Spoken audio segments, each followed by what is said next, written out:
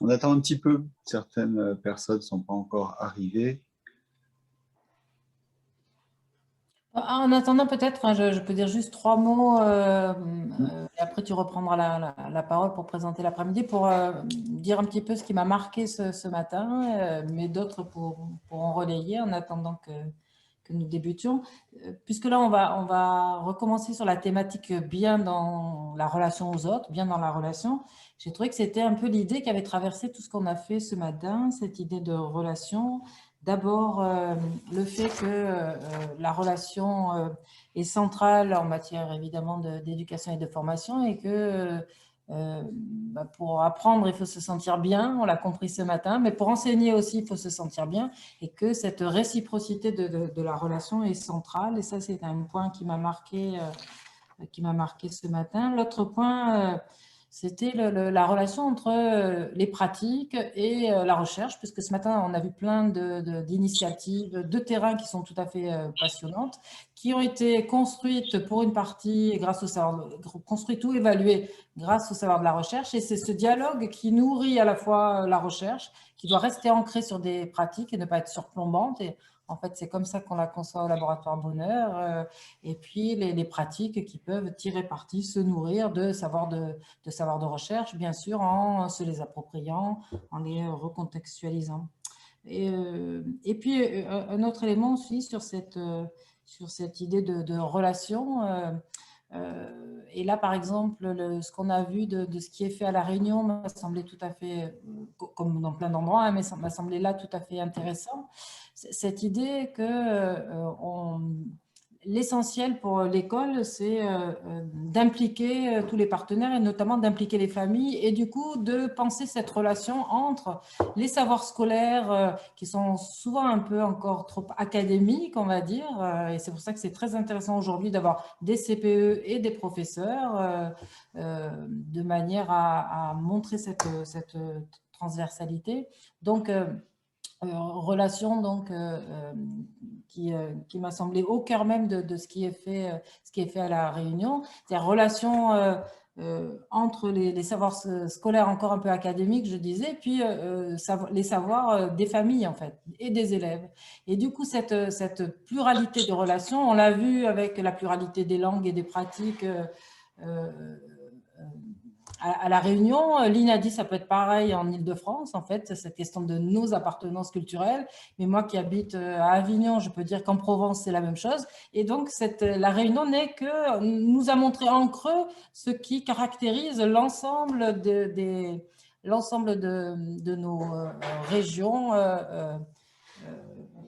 en métropole comme hors métropole, de fait. Et du coup, ça me semblait tout à fait intéressant de tenir compte des objets de la culture populaire. Mais quand je dis culture populaire, dans mon vocabulaire, c'est mélioratif. Hein, c'est pas populaire au sens de populiste ou bien de sous-culture, mais bien au sens de ce qui donne sens à nos pratiques quotidiennes, nous permet de nous impliquer et donc permet aux élèves de s'impliquer dans les apprentissages. Et donc, ce troisième volet on va dire pluriculturel au sens large du mot culture, m'a semblé tout à fait pertinent ce matin. Donc, on est au cœur de la relation, on était déjà au cœur de la relation ce matin, d'autant que les deux thématiques qu'on a abordées, bien dans son corps et bien dans sa tête, évidemment, par facilité de commodité d'exposer, on les a distinguées, mais les deux sont toujours liés, notamment par le biais de l'émotion qui est dans l'entre-deux.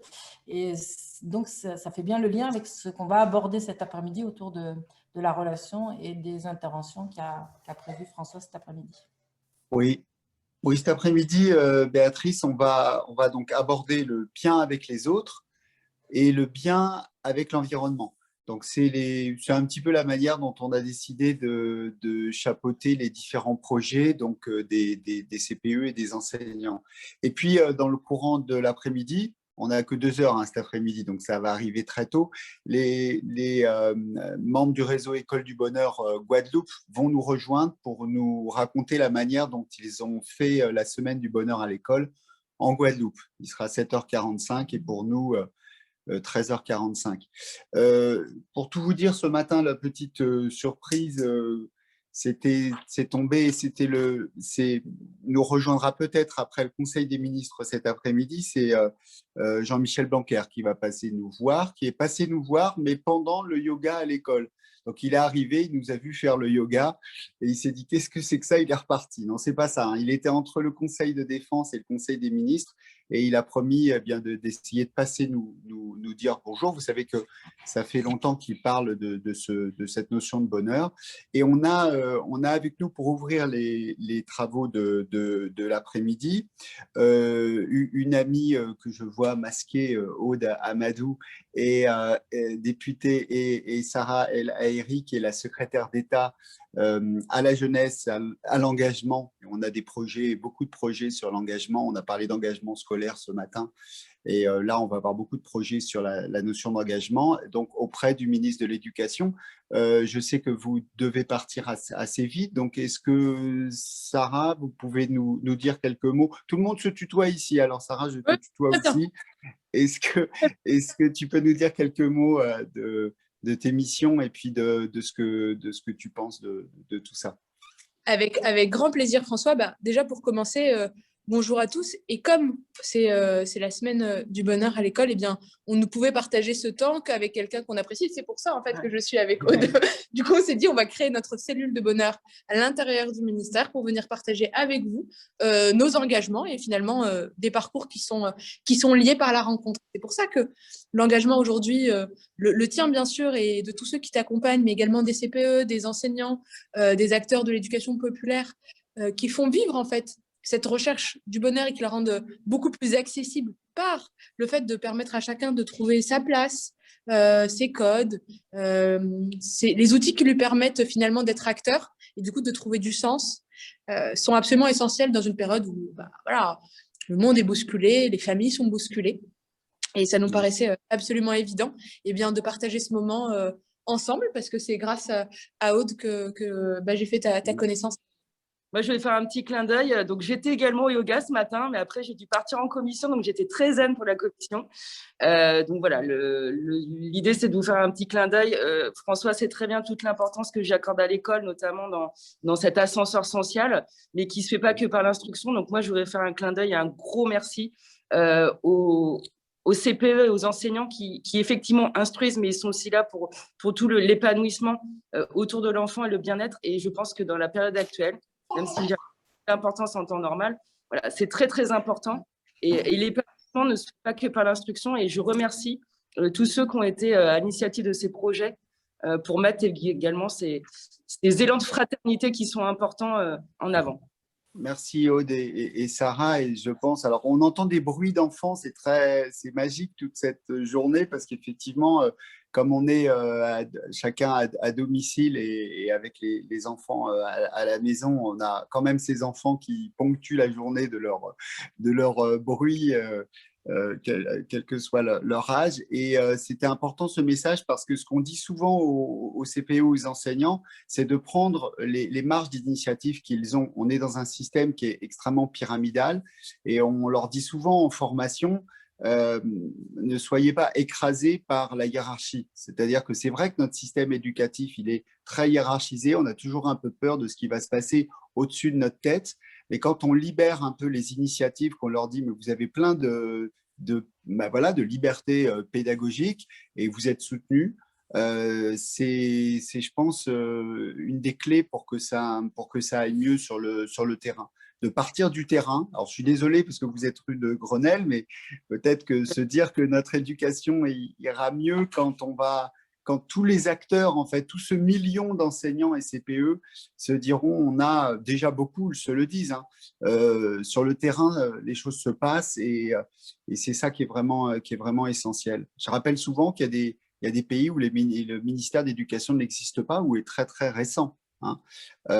Bon, évidemment, les États-Unis, par exemple, ça a que 20 ans d'existence, le ministère de l'Éducation. C'est pas pour dire que c'est bien, parce qu'avoir un ministère de l'Éducation, ça permet évidemment de penser en termes d'égalité, ce système éducatif. Et ça, c'est évidemment fondamental. En tout cas, merci déjà d'avoir dit ce mot de l'après-midi. J'en profite aussi pour vous dire que le président de l'université, CY Université, nous salue aussi. Il est entre 3 et 4 visios par jour, hein. Maintenant, on a multiplié, fait exploser les réunions en visio, mais on espère tous se retrouver en présentiel et non masqués dans peu de temps. C'est pas quand, mais quand on pourra. Merci beaucoup. Merci à vous. À bientôt. Merci beaucoup. À bientôt. Au revoir. Bientôt. Au revoir. Au revoir. On va maintenant peut-être repartir directement sur le terrain avec vos projets. Je pense notamment, je pensais peut-être commencer sur l'idée des relations dans la classe. C'est Lorraine qui fait son projet sur les meilleures relations dans la classe. Ça permettait un peu, vous allez voir qu'il y a beaucoup plus de projets cet après-midi de CPE. C'est vraiment par hasard, hein, quand on a découpé, on s'est rendu compte que sur la relation à l'autre, beaucoup de projets de CPE. Est-ce que Lorraine, tu peux nous parler un petit peu de ton projet? Oui. Hop, je vais vous partager mon écran. Très bien. Donc, du coup, moi, j'avais été sollicitée par une professeure principale de 5e dans le collège dans lequel je suis affectée, parce qu'en fait, elle remarquait des problèmes relationnels parmi les élèves dans la classe et identifiait des tensions qui commençaient à émerger. Et ça avait un impact sur le travail des élèves dans la classe. Il faut savoir aussi qu'en parallèle, moi, j'avais de plus en plus d'élèves de cette classe qui venaient aussi me solliciter pour me dire qu'ils avaient eu des problèmes avec tels élèves de la classe. Donc, en fait, ce sont ces 2 points de départ, finalement, qui ont mené à la réalisation de ce projet. Donc, il a été mené en collaboration avec la professeure principale de la classe, mais aussi avec les ambassadeurs dans la lutte contre le harcèlement. Donc, je vous explique pourquoi. En fait, on a mené en tout 4 séances, donc pas seulement sur la semaine du bonheur à l'école, mais ça a commencé un petit peu avant. En fait, donc je vous ferai le détail des 4 séances juste après rapidement. Mais voilà, moi, du coup, j'ai travaillé en collaboration avec cette professeure qui est une professeure de mathématiques. Donc, en fait, ça a peut-être été l'une des petites difficultés du projet, c'est que, étant donné que c'est une professeure de mathématiques, elle n'avait pas l'habitude, en fait, de traiter de ces sujets. Et bah, finalement, moi, pas encore trop, étant donné qu'on débute, hein, mais voilà, on a quand même réussi à collaborer ensemble et à mettre en place ces 4 séances qui avaient du coup pour objectif d'améliorer le bien-être des élèves dans la classe, de leur permettre d'apprendre à mieux se connaître et pour ensuite, ils puissent en fait retrouver davantage envie de travailler en classe et s'impliquer davantage. Donc voici les 4 séances. Oui, les séances, oui. Oui, donc il y a eu 4 séances qui ont été menées en tout. La première visait réellement pour nous à évaluer en fait ce qui se passait dans la classe. Donc on leur a laissé la possibilité d'échanger, de s'exprimer sur ce qu'ils ressentaient. Et ce qui émergeait principalement, c'était des micro-violences. Beaucoup d'élèves faisaient part de moqueries qu'ils subissaient et que du coup, ils n'osaient plus prendre la parole dans la classe, etc. Donc ensuite, on a travaillé autour de la question de la violence et notamment du jeu, puisque beaucoup d'élèves, quand ils sont violents les uns envers les autres, nous disent « Oh, mais c'est pour rigoler, c'est un jeu ». Donc on a travaillé aussi autour de cette notion du jeu. La question du harcèlement aussi est pas mal revenue. Donc nous avons éclairci en 3e séance cette question du harcèlement. Qu'en est-il réellement quand on parle de harcèlement? Et nous avons terminé par une séance qui s'est déroulée du coup pendant la semaine du bonheur à l'école, avec davantage des activités un peu plus ludiques qui leur ont permis en fait de se découvrir. Et ils ont énormément apprécié surtout cette dernière séance. Et puis durant les autres, c'est vrai que quand on faisait le point à la fin de chaque séance, on voyait quand même qu'ils comprenaient des choses et que ça avait eu quand même un impact sur eux. Voilà. Lorraine, il y a effectivement plusieurs projets de CPE autour de cette thématique d'avoir de meilleures relations dans la classe et de lutter contre le harcèlement. Il y a celui de Elsa et celui de Cléa. Est-ce que Elsa veut commencer? Alors, Elsa. du coup, je vais partager mon écran. Donc voilà, donc nous, on a décidé de mener un projet contre le harcèlement au sein du collège où je suis. Donc moi, je suis en collège d'éducation prioritaire à Argenteuil. Et en fait, au début de l'année, il y a un constat qui a été fait par l'ensemble des professeurs sous l'impulsion d'une professeure d'éducation musicale, à savoir qu'il y a beaucoup de situations de micro-victimation un peu au sens de Barbieux, un petit peu de harcèlement au sein du collège. Et donc, il y a un projet qui a été réfléchi ensemble pour lutter contre ce phénomène. Et en fait, donc, on l'a appelé Ensemble luttons contre le harcèlement. Et il y a une grosse partie portée sur l'art, avec notamment avec toutes les classes. Donc, on a un dispositif CHAM au sein du collège. Donc, toutes les classes CHAM, une par niveau, une 6e, une 5e, une 4e, une 3e, qui en fait bénéficient d'interventions d'une danseuse comédienne et qui aussi fait beaucoup de gestion des émotions, 2 fois dans l'année, dans des temps particuliers que je vous présenterai après. Et en fait, ces élèves donc, travaillent un petit peu leurs sentiments et notamment par rapport à la notion du harcèlement, et aussi proposent un petit peu des solutions, etc. Mais il y a beaucoup, beaucoup de mise en scène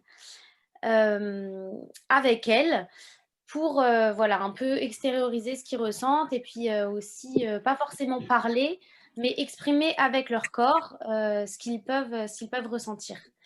Ces temps-là sont faits sur des semaines blanches. Donc, on a un système d'emploi du temps très spécifique au sein de mon établissement. En fait, dans l'année scolaire, il y a 2 semaines blanches. Elles sont appelées comme ça par l'établissement. On en discutait hier avec Monsieur Durper du nom de ces semaines. Et en fait, il n'y a aucun cours, entre guillemets, classique qui est dispensé à ce moment-là, mais uniquement des projets qui sont réfléchis collectivement entre les enseignants et qui sont proposés aux élèves. Donc, par exemple, on peut avoir des projets, on peut avoir des interventions extérieures. On a eu l'intervention d'un juge qui reconstituait des procès avec les élèves, c'était vraiment génial.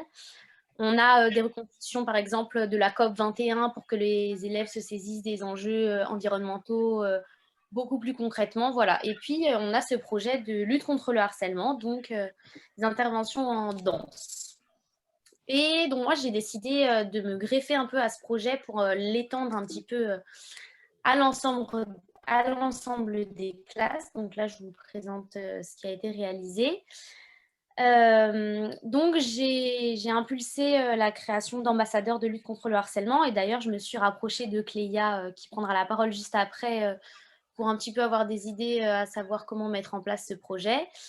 Et puis, on a décidé aussi, du coup, d'aménager une pièce, un local pour les élèves, qui pourrait vraiment être un local de bien-être, où tous ceux qui auraient envie de discuter, de parler, de se confier, pourraient trouver une oreille attentive pour les entendre. Et donc, on est en train de former les élèves à recevoir et à recueillir la parole de leur père actuellement.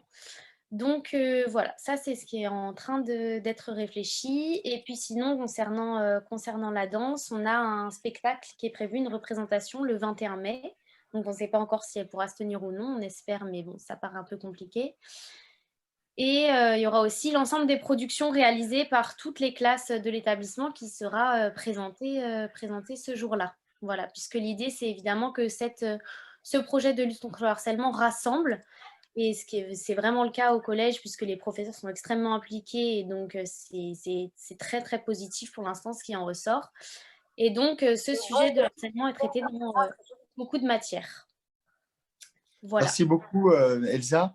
Nelly ou Margot qui veut intervenir sur des projets Vivre ensemble. Alors, donc voilà, donc le vivre ensemble, clé du bien-être à l'école. Donc, j'ai impulsé avec ma collègue le quart d'heure lecture obligatoire. Alors, pourquoi? Parce qu'on a pu constater que l'établissement dans lequel on est n'est pas du tout REP, mais il est composé de 730 élèves.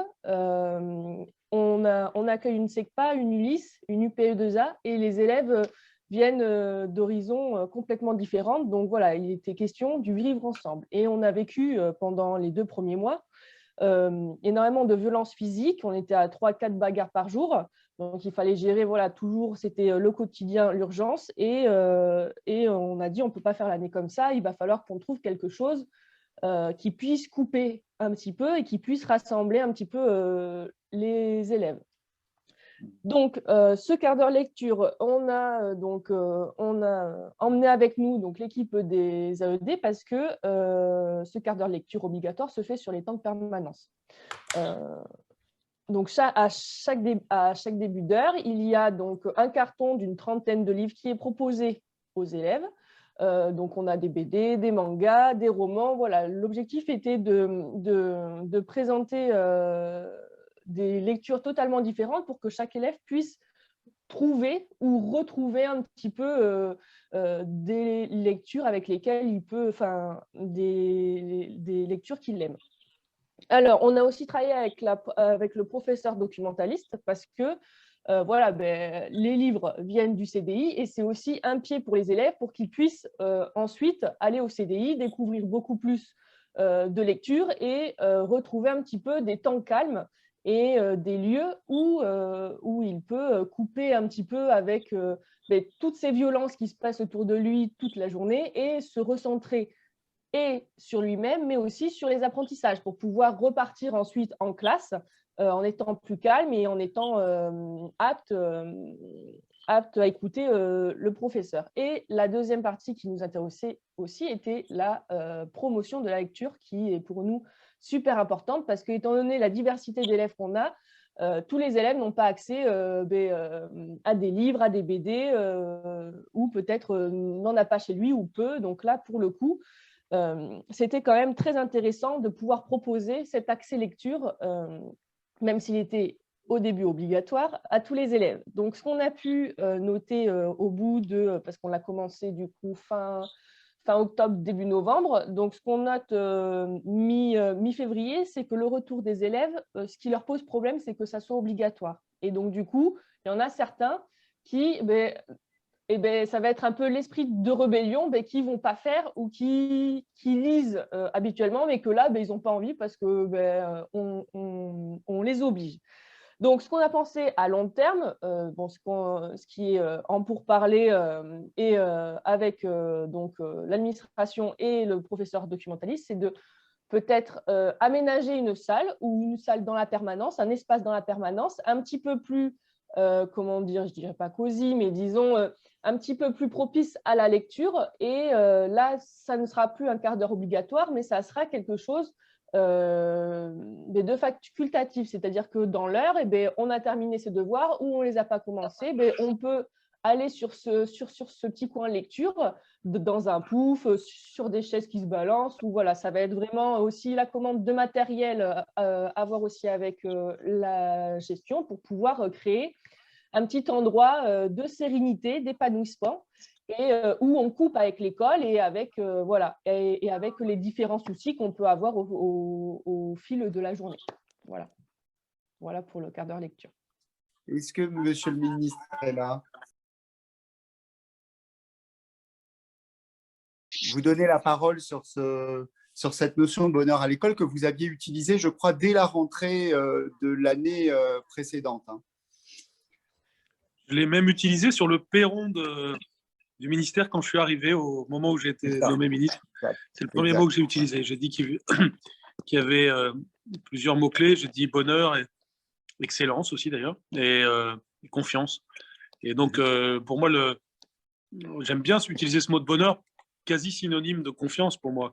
Quand je parle d'école de la confiance, c'est cette idée de bonheur que j'ai en tête. Parce que j'ai toujours pensé des choses assez simples sur le sujet, c'est-à-dire l'enfant à l'âge de 3 ans, quand il arrive à l'école maternelle, en général, il y va avec bonheur et aussi avec beaucoup de confiance. Et donc, on doit réussir à faire fructifier ce bonheur et cette confiance et surtout pas décourager ça, surtout pas perdre ce bien très précieux et au contraire le faire évoluer. Et donc, c'est pour ça d'ailleurs que l'école maternelle est si fondamentale parce qu'elle va créer un rapport à l'école et un bonheur à l'école qu'on doit retrouver ensuite. Il faut d'ailleurs qu'il n'y ait pas trop de contraste entre ce qui se passe à la maternelle et au CP. Et pour moi, je ne mets jamais d'opposition entre cette notion de bonheur, de confiance et puis les enjeux d'exigence qu'on a vis-à-vis de l'école, parce que c'est évidemment essentiel qu'on puisse faire réussir. Non seulement ça ne se contredit pas, mais on a besoin de l'un pour aller vers l'autre. Et l'exemple typique, c'est encore la maternelle d'ailleurs. C'est-à-dire que, par exemple, un enjeu fondamental de la maternelle, c'est d'apprendre beaucoup de vocabulaire, ce qui permet d'ailleurs de réduire les inégalités sociales, puisque l'enfant de milieu plus défavorisé a moins de vocabulaire par sa famille. L'école maternelle va compenser ça Et elle va le faire avec la chanson, la poésie, la lecture à voix haute. Là, je venais d'entendre la dame qui parlait de quart d'heure lecture et ce genre d'initiative. Tout ça va dans le même sens en réalité et conjugue bonheur et réussite de l'élève. Donc, pour moi, ce mot de bonheur me va très bien. Et toutes les initiatives aussi qui permettent d'aller dans ce sens sont bonnes. Et je sais que c'est ce que vous faites les uns et les autres. Donc, je voulais évidemment vous remercier de ça et vous féliciter. Parce qu'en plus de tout ce que je viens de dire, il y a une question d'état d'esprit. C'est-à-dire on a trop de discours tristes, trop de discours pessimistes sur l'école, alors même qu'il y a beaucoup de choses qui vont bien, beaucoup de choses qui se passent bien, grâce aux acteurs, grâce à vous tous en particulier. Et puis après, on est soit dans des cercles vicieux de la sinistrose, soit dans des cercles vertueux du bonheur. Et donc, c'est très important de diffuser cet état d'esprit, qui est un état d'esprit finalement d'optimisme pour nos enfants. La première chose qu'on doit aux jeunes aujourd'hui, enfants, adolescents, jeunes, c'est un discours d'optimisme. On n'a pas le droit de les enfermer dans cette tristesse que la crise sanitaire crée. Au contraire, il faut qu'on sache rebondir et ça dépend beaucoup à la fois de nos actes et de nos paroles. Donc, vive le bonheur à l'école et merci de contribuer ainsi à ça. Merci beaucoup d'avoir pris ce temps avec nous. Merci d'être passé cet après-midi parce que sinon, ce matin, ils allaient me dire que ce n'était pas vrai, hein, que vous n'étiez pas passé pendant le petit yoga. Mais on essaie de mettre en application en enseignant aussi voilà, comment on utilise la méditation. Et c'est vrai que ne pas faire de rupture entre les différents cycles, c'est-à-dire, par exemple, ce matin, on a eu des projets sur utiliser la micro-sieste au collège et au lycée. Alors qu'évidemment, la sieste, on l'imagine uniquement à l'école maternelle et ça peut être efficient pour des beaucoup plus grands, pour tout à fait aller chercher la concentration, l'apaisement un peu, la régulation un petit peu des émotions et ça, c'est fondamental. Et aussi de ne pas opposer, comme on l'a fait très souvent, d'un côté l'exigence, l'excellence et puis de l'autre le plaisir d'apprendre. On voit bien que ça va ensemble. Et tout ce qu'on a vu depuis ce matin, c'est que c'est autour de la notion de relation que tout s'articule, la relation à soi, à l'autre, à notre environnement, et c'est fondamental. Mais merci beaucoup d'avoir pris ce temps. Merci de ces paroles-là aussi, ça me paraît très, très important. J'en profite pour dire que ce qui va de pair avec ces points-là, c'est l'esprit d'équipe, le fait de travailler à plusieurs. C'est pas notre point fort dans le système scolaire français, que ce soit pour les adultes ou que ce soit pour les élèves.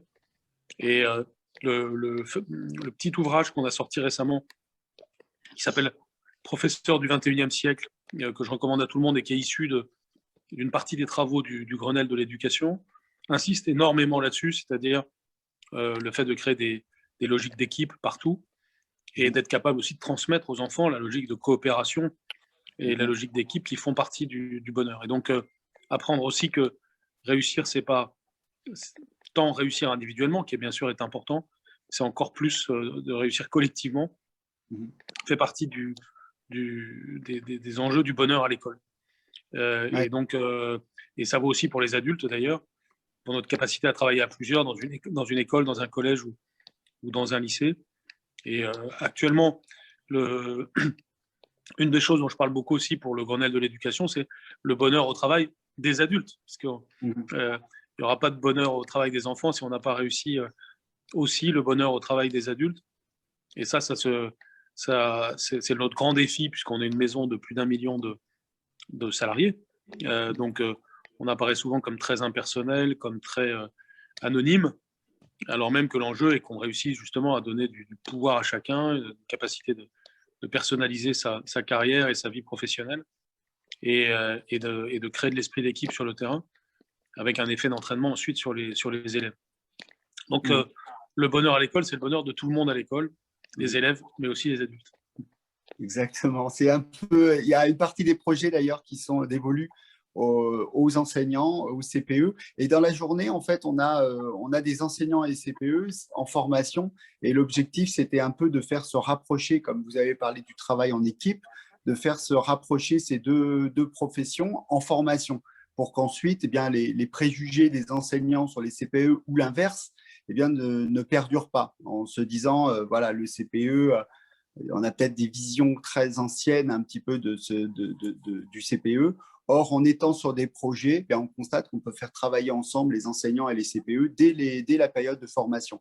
Et d'un mot aussi, on est là tous, pas uniquement de métropole, mais on a là les Réunionnais, les Guadeloupéens qui sont dans ce réseau des écoles du bonheur et qui nous rejoignent cet après-midi, hein, puisque pour eux, il est 7h35 et ils sont en train de nous Je les rejoindre. salue. Ils savent que je m'intéresse beaucoup à l'outre-mer. Et j'ai vu les petites vidéos. J'ai vu les petites vidéos qui font effectivement très envie. Merci beaucoup, Monsieur le Ministre. Merci d'avoir pris ce temps dans votre emploi du temps chargé. Merci beaucoup. Merci. Au revoir. Au revoir.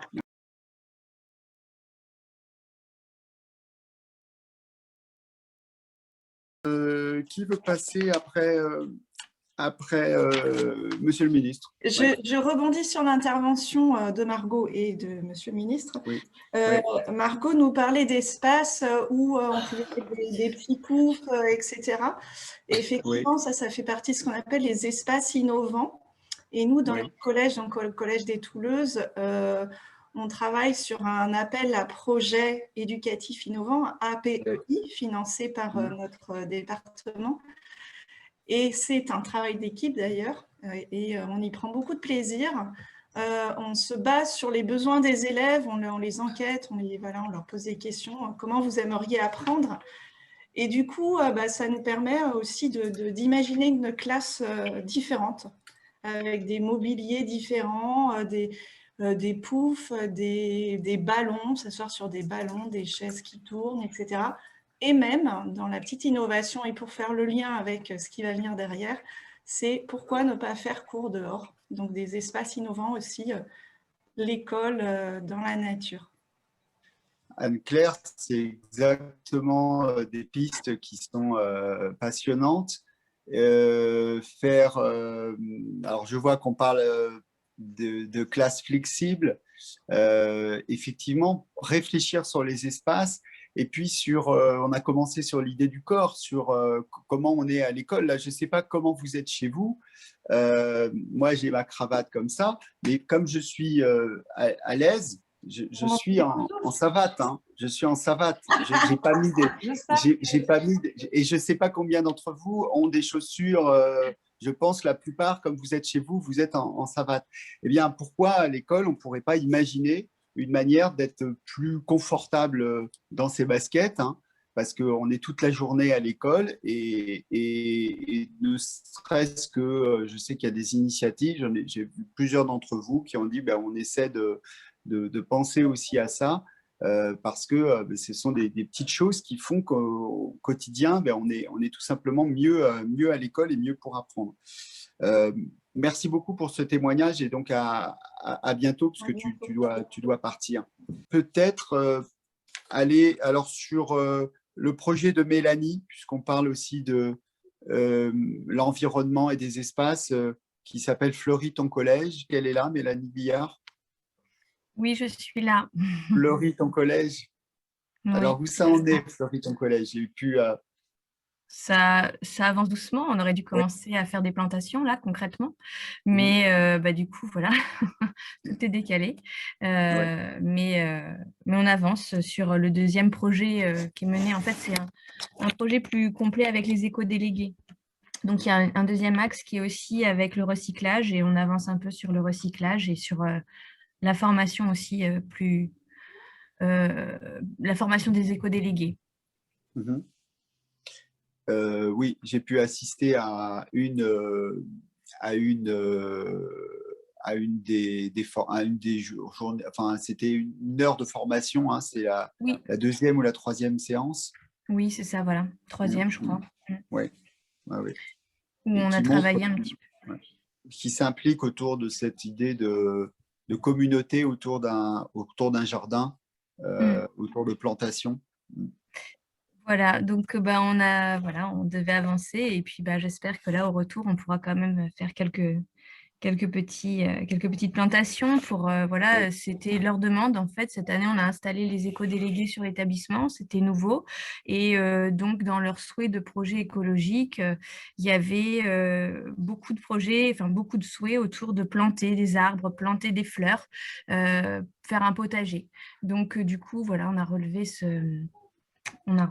voilà, ce projet. Et puis, ils avaient aussi l'idée de travailler autour de l'écologie, d'installer des poubelles de recyclage papier dans le collège. Donc, on travaille sur ces 2 axes-là. Mais bon, voilà, on espère pouvoir avoir quelque chose de concret avant la fin de l'année. Alors, il y a des projets aussi qui ont mis en avant la question des écrans, que tout le monde se pose. Alors, le collège, bon, les portables sont pas censés être autorisés, mais au lycée, comment on fait avec les écrans? Et notamment un projet de Margot. Alors, c'est intéressant parce que Margot et Célia ont travaillé sur le même thème, mais l'une a essayé sans écran et l'autre s'est dit comment on utilise les écrans. Donc, peut-être Margot commence avec son projet Heureux sans écran. Alors, c'était une semaine, c'est ça, Margot? Oui, c'est ça. Je pense que vous voyez mon écran. Exactement. Donc, on en ne fait, voit pas, mais on voit l'écran. Ouais. Si, on voit l'écran. Je peux mettre la vidéo peut-être. Voilà. Donc, en fait, je travaillais sur les addictions avec une classe de seconde et je suis partie d'un constat assez édifiant puisque sur la journée du dimanche, donc, qui précédait le cours que j'avais eu, les élèves passaient en moyenne 7h30 par jour sur leur téléphone. Et ils étaient un tiers à dire, vraiment à avoir l'impression d'être victimes d'addiction et de ne pas pouvoir se passer, notamment des réseaux sociaux. Donc, en fait, on a choisi de mettre en place cette semaine sans écran et lors de la semaine du bonheur. Et donc, c'était de diminuer en dessous de 3 heures le temps d'écran des élèves. Et l'idée, c'était de mettre en concurrence, en fait, toutes les classes. Donc, par classe, les délégués devaient récupérer les temps d'écran de tous les autres élèves de la classe. Et après, je devais faire la moyenne avec tous les temps d'écran. Et la classe qui réussit à diminuer le plus son temps d'écran gagne le challenge du sans écran. Donc, c'était assez positif puisqu'on a vraiment initié de projet. Donc, c'est les élèves qui ont eu les idées pour s'occuper en fait en dehors des écrans, qui ont inventé un concours de dessin avec la professeure d'art appliqué pour essayer de s'occuper autrement et ne pas utiliser leur téléphone. Ce qui a été très positif, c'est qu'après coup, donc c'était 3 semaines après, j'ai fait un retour sur ce projet-là et plus de 70% des élèves disent avoir changé un petit peu leur consommation d'écran. Donc, soit laisser des temps de limite sur certaines applications, soit ils passent beaucoup moins de temps, notamment sur les réseaux sociaux, et ils arrivent à prendre un peu plus de recul par rapport à leur consommation. Et voilà. Et au niveau des résultats, en fait, sur cette semaine sans écran, j'arrive à une moyenne de 2h30, donc sur toute la semaine jusqu'au dimanche. Donc, il y a vraiment une très forte amélioration ou diminution du temps d'écran. Donc ça a été assez positif. Ouais. Oui. Margot, comme votre projet s'appelle Heureux sans écran, c'était l'idée de remplacer le temps d'écran par d'autres activités, hein, c'est ça? Des activités oui, qui rendent… Qu'est-ce qui vous rend ouais. heureux à part garder votre écran? Oui, c'est ça. Et en fait, les élèves, par eux-mêmes, ont écouté plus de musique, se sont plus regroupés en fait, à l'extérieur du lycée. Le week-end, ils se sont vus pour se balader dans Paris, alors qu'habituellement, ils n'avaient pas du tout l'habitude de le faire. Ils ont joué à des jeux de société qui étaient disponibles au lycée, qu'ils n'utilisaient jamais d'habitude, et ils ont dessiné. Donc ça, ils le font parce que c'est un lycée de la mode, donc ils ont l'habitude quand même, ils sont nombreux à dessiner. Mais là, c'est vrai, le fait de le faire pendant les heures de pause et pendant les heures de récréation, voilà, c'est quelque chose qu'ils n'avaient pas forcément l'habitude de faire. Et aussi, ce qui a été intéressant, c'est qu'en fait, le projet, ça s'est passé au niveau du lycée, mais évidemment, pour bien jouer le jeu et pour diminuer au maximum son temps d'écran, il fallait qu'ils le fassent aussi à la maison. Et ils sont nombreux à avoir dit qu'en fait, même à la maison, ils ont plus discuté avec leurs parents, ils ont plus cuisiné, ils ont fait plus de jeux en famille, ils étaient finalement plus détendus à la maison aussi. Donc, je trouve que c'est intéressant de se dire qu'on a une visée éducative au sein de l'établissement, mais en fait, les projets, ils peuvent aussi aller plus loin et toucher aussi le cercle plus personnel, en fait. Donc voilà, j'ai trouvé ça assez intéressant. Et si je peux parler des difficultés, ce qui est difficile, c'est que sur les classes où ils sont plus nombreux, en fait, comme il y a un effet, l'effet de groupe, il marche bien quand ils sont peu nombreux dans la classe, mais sur les classes à 15, quand il y en a 2 dans la classe qui ne jouaient pas le jeu, finalement, ça a plus découragé les autres du groupe. Donc, peut-être qu'à l'avenir, il faut faire plutôt des plus petits groupes pour vraiment qu'il y ait une émulation au sein d'un plus petit groupe. Et ça, c'est plus lié au contexte sanitaire et à ma situation stagiaire qui fait qu'en étant que 2 jours au lycée, c'était difficile de toujours le maintenir, de toujours faire vivre le projet pendant la semaine puisque j'étais au lycée que 2 jours dans la semaine. Voilà. Très bien, Margot. Et est-ce que peut-être un projet équivalent, enfin pas équivalent, mais qui est porté sur les TIS aussi, Célia, peut-être peut nous en dire quelques mots de son projet? Donc moi, justement, au contraire de Margot, j'ai décidé d'accentuer, de mettre l'accent sur les écrans au sein du lycée. En fait, j'étais partie d'un constat que les élèves que j'avais en PSE, ce sont des secondes de filière industrielle qui ne sont pas particulièrement intéressés par la matière. Donc, je me suis dit à ce moment-là qu'il était nécessaire que je revoie ma façon d'enseigner, ou en tout cas que j'innove un peu.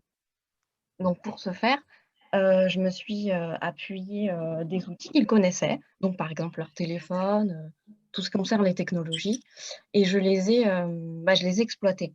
Ça tombait bien parce qu'en fait, c'était à ce moment-là qu'ils avaient été dotés, que les élèves avaient été dotés de tablettes tactiles par la région, et que le Wi-Fi a été mis en place au lycée de façon permanente.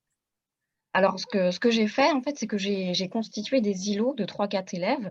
Je leur ai demandé d'apporter leur tablette à chaque cours et j'ai préparé des activités que je vous montre à la fois. Donc, des QR codes qui renvoyaient donc, soit à des schémas, des vidéos ou des QCM. Je me suis aidée de Learning App, d'Eléa également, qui est la plateforme de l'Académie Versailles, pour faire mes activités. L'objectif final était de développer leur autonomie au sein de la classe, mais aussi leur implication, parce que c'est vrai que la matière ne les intéressait pas. J'ai fait ce constat, notamment parce qu'ils n'ont qu'1 heure par semaine, donc c'était un peu difficile, et que la façon dont j'appréhendais l'enseignement, c'est-à-dire de façon très théorique, assez classique, ne leur plaisait pas. Donc, je voulais leur montrer qu'il y avait une autre façon de travailler, un peu plus ludique, mais tout aussi studieuse, justement en utilisant leurs propres outils.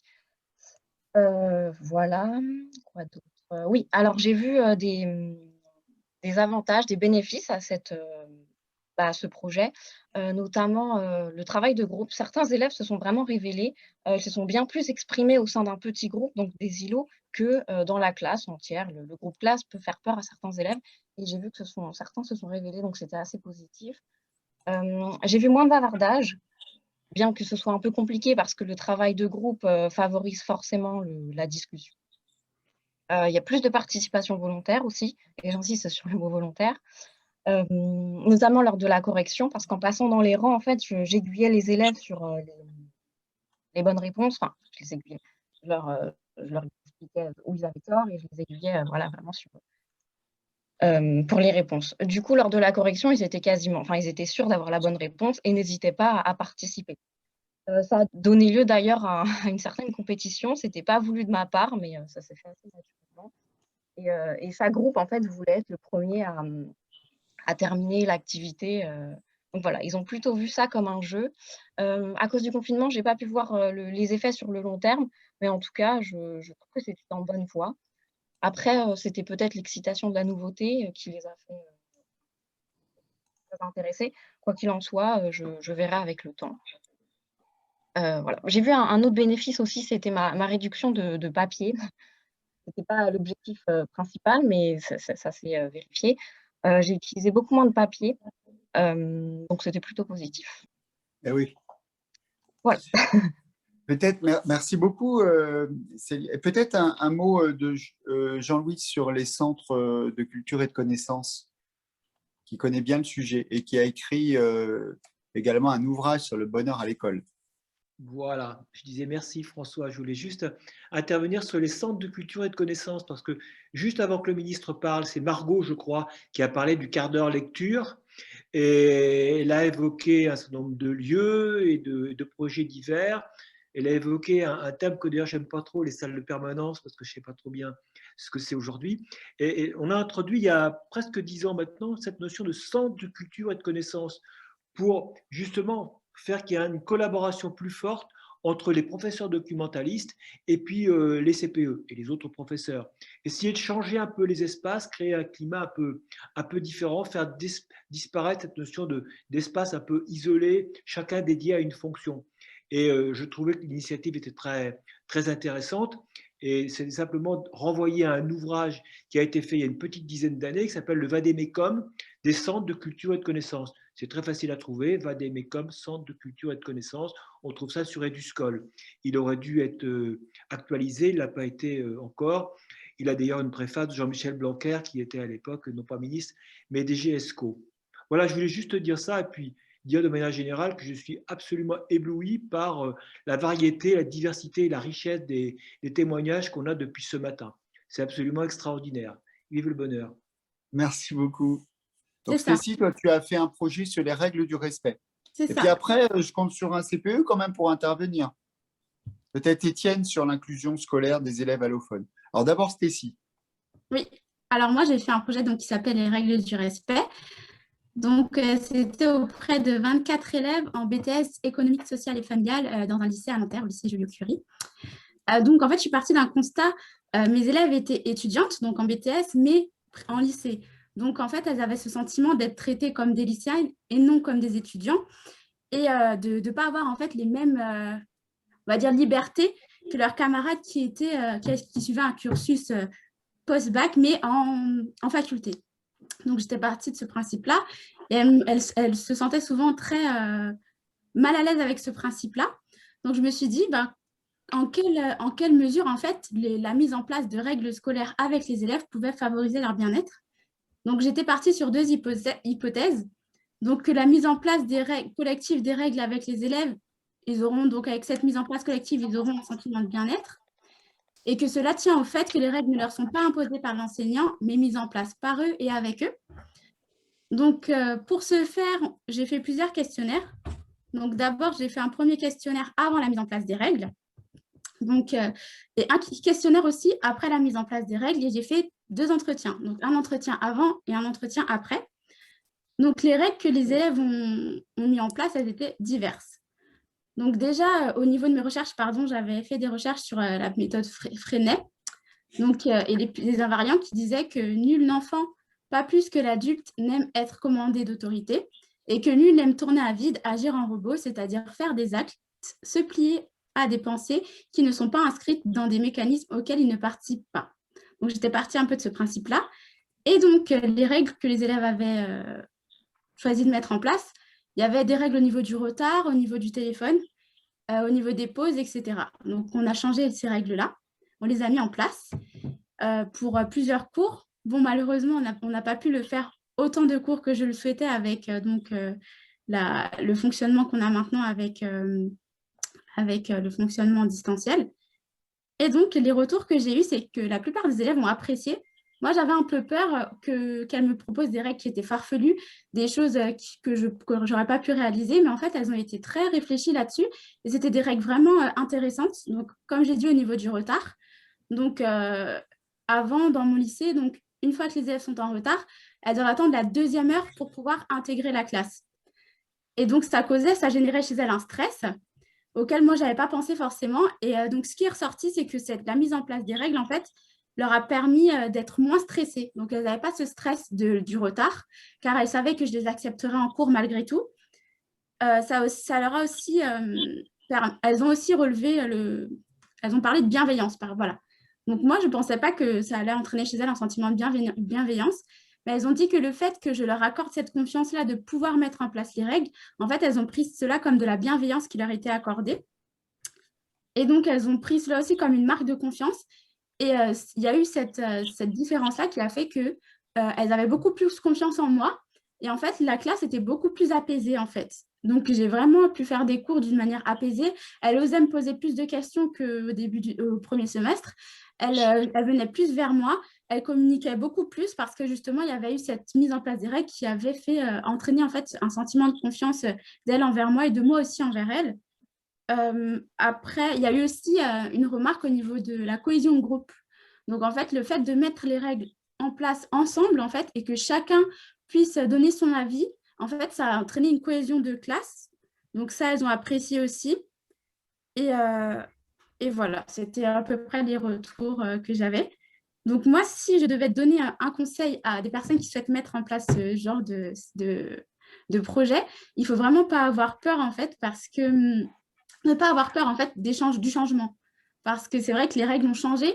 Et moi-même, au début, j'avais très peur que certains changements en fait, m'empêchent de faire mes cours. Et au contraire, en fait, les cours se sont déroulés beaucoup mieux. Et même moi, j'ai été vraiment plus apaisée parce que en fait, les règles étaient respectées de tous. Et comme c'était elle qui avait mis elle-même leurs règles, en fait, ça entraînait vraiment une bonne dynamique de cours. Donc, je conseille à toutes les personnes qui veulent essayer de mettre cela en place, de ne pas hésiter, de ne pas avoir peur. Voilà, c'est tout. Merci beaucoup, Stécie. On va pas avoir peur. Quelqu'un veut rebondir sur ce que a dit Stécie Oui. Ou est-ce qu'il y a oui, c'est Lynn. Voilà. Lynn. Oui, je rebondis comme tu le proposes en soulignant la dynamique d'interaction en fait. Ce que dit Stécie, c'est que ce n'est pas tant le produit, c'est-à-dire une liste de règles, que le processus qui a amené à l'élaboration des règles. Et on voit que c'est tout ce qui est dans la relation, dans l'interaction avec l'autre. Et puis en écho avec les autres projets qui ont été présentés, on voit que dans chacune des situations en fait, que ça soit les CPE ou que ça soit les professeurs, il a été fait une place à l'élève en fait, une place réelle avant vraiment de commencer dans le processus. Donc je suis d'accord avec Stécie dans l'idée de ne pas avoir peur dans ces démarches complètement innovantes qui nous font voir l'école différemment et qui à mon avis sont tout à fait positives dans la dynamique du bonheur. Oui. Si je voulais juste rajouter une petite chose, c'est que moi, ce qui m'a le plus surpris, c'est l'élève qui a dit que, en fait, elle avait l'impression que j'étais bienveillante avec elle. Et moi, je ne m'attendais vraiment pas à cette remarque-là de bienveillance. Je m'attendais à plus moins de stress, etc., une classe plus cool. Mais c'est vrai, le sentiment de bienveillance, même moi, en fait, ça m'a fait plaisir. Et c'est vrai que ça a entraîné toute une dynamique qui était beaucoup plus positive dans la classe. Merci beaucoup, Stécie. Je voudrais aussi qu'on n'oublie pas un projet. Est-ce que Étienne est là? Oui, je suis là.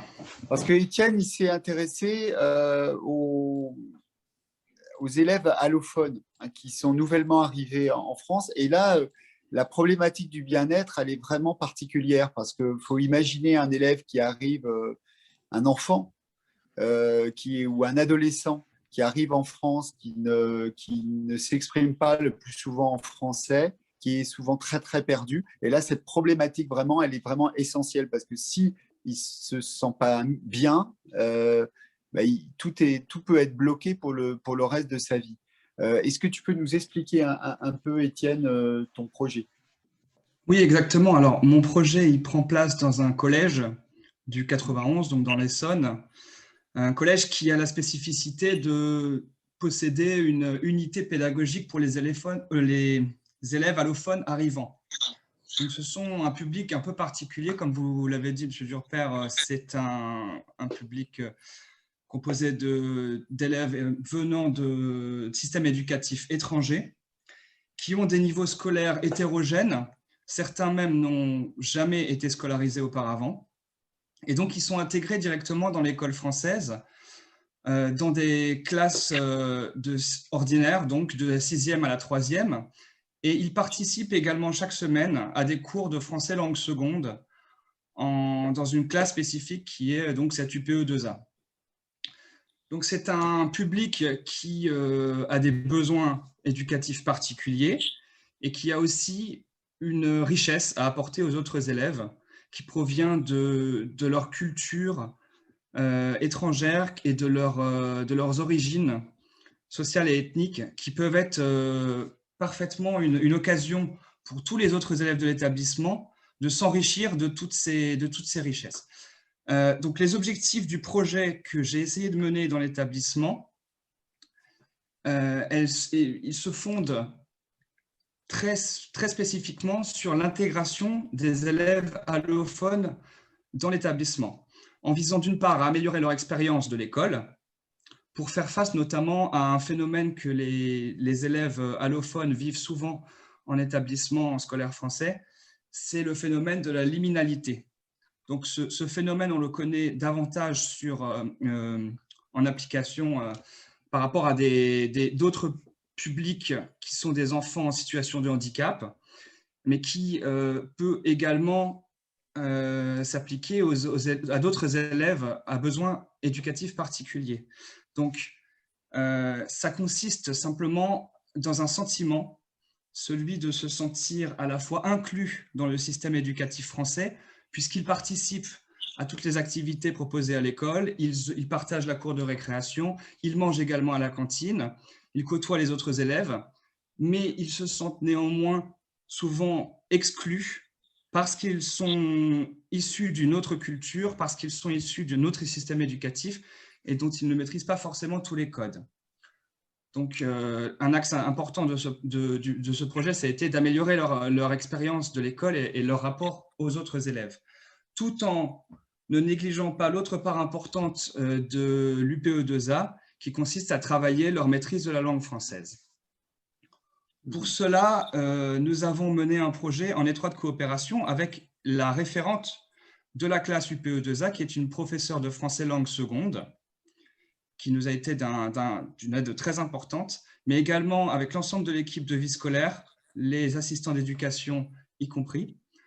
Et ça a été un peu plus compliqué à mener, mais on l'a fait tant bien que mal, avec le conseil de vie collégienne qui s'est réuni quand on le pouvait, au gré des confinements, au gré des mesures et des protocoles sanitaires, pour mener à bien un projet qui se veut fortement centré sur la coopération.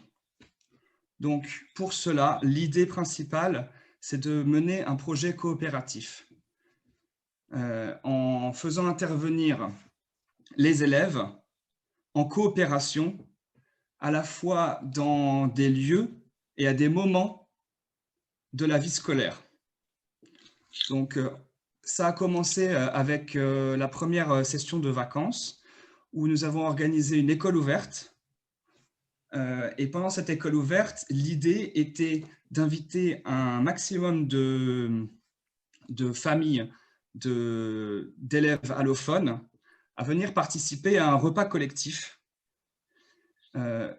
pendant lesquels ils pouvaient, par exemple, présenter des plats de leur région et également échanger sur la culture et sur la gastronomie française. Pour préparer cette activité, nous avons voulu intégrer les élèves allophones dans des ateliers de cuisine proposés par une professeure de l'établissement.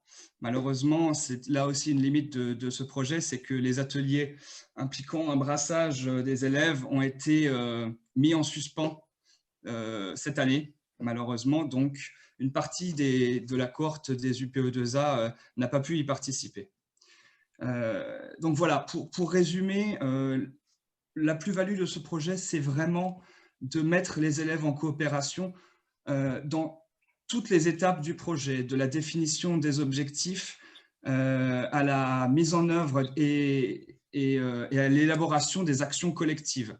Pendant la semaine du bonheur, ce qui était préparé, ce sont des petites scènes sur lesquelles les élèves pouvaient présenter leurs différents projets qu'ils avaient pu mener en bien en collaboration avec d'un côté le service de vie scolaire et de l'autre côté les élèves du conseil de la vie collégienne.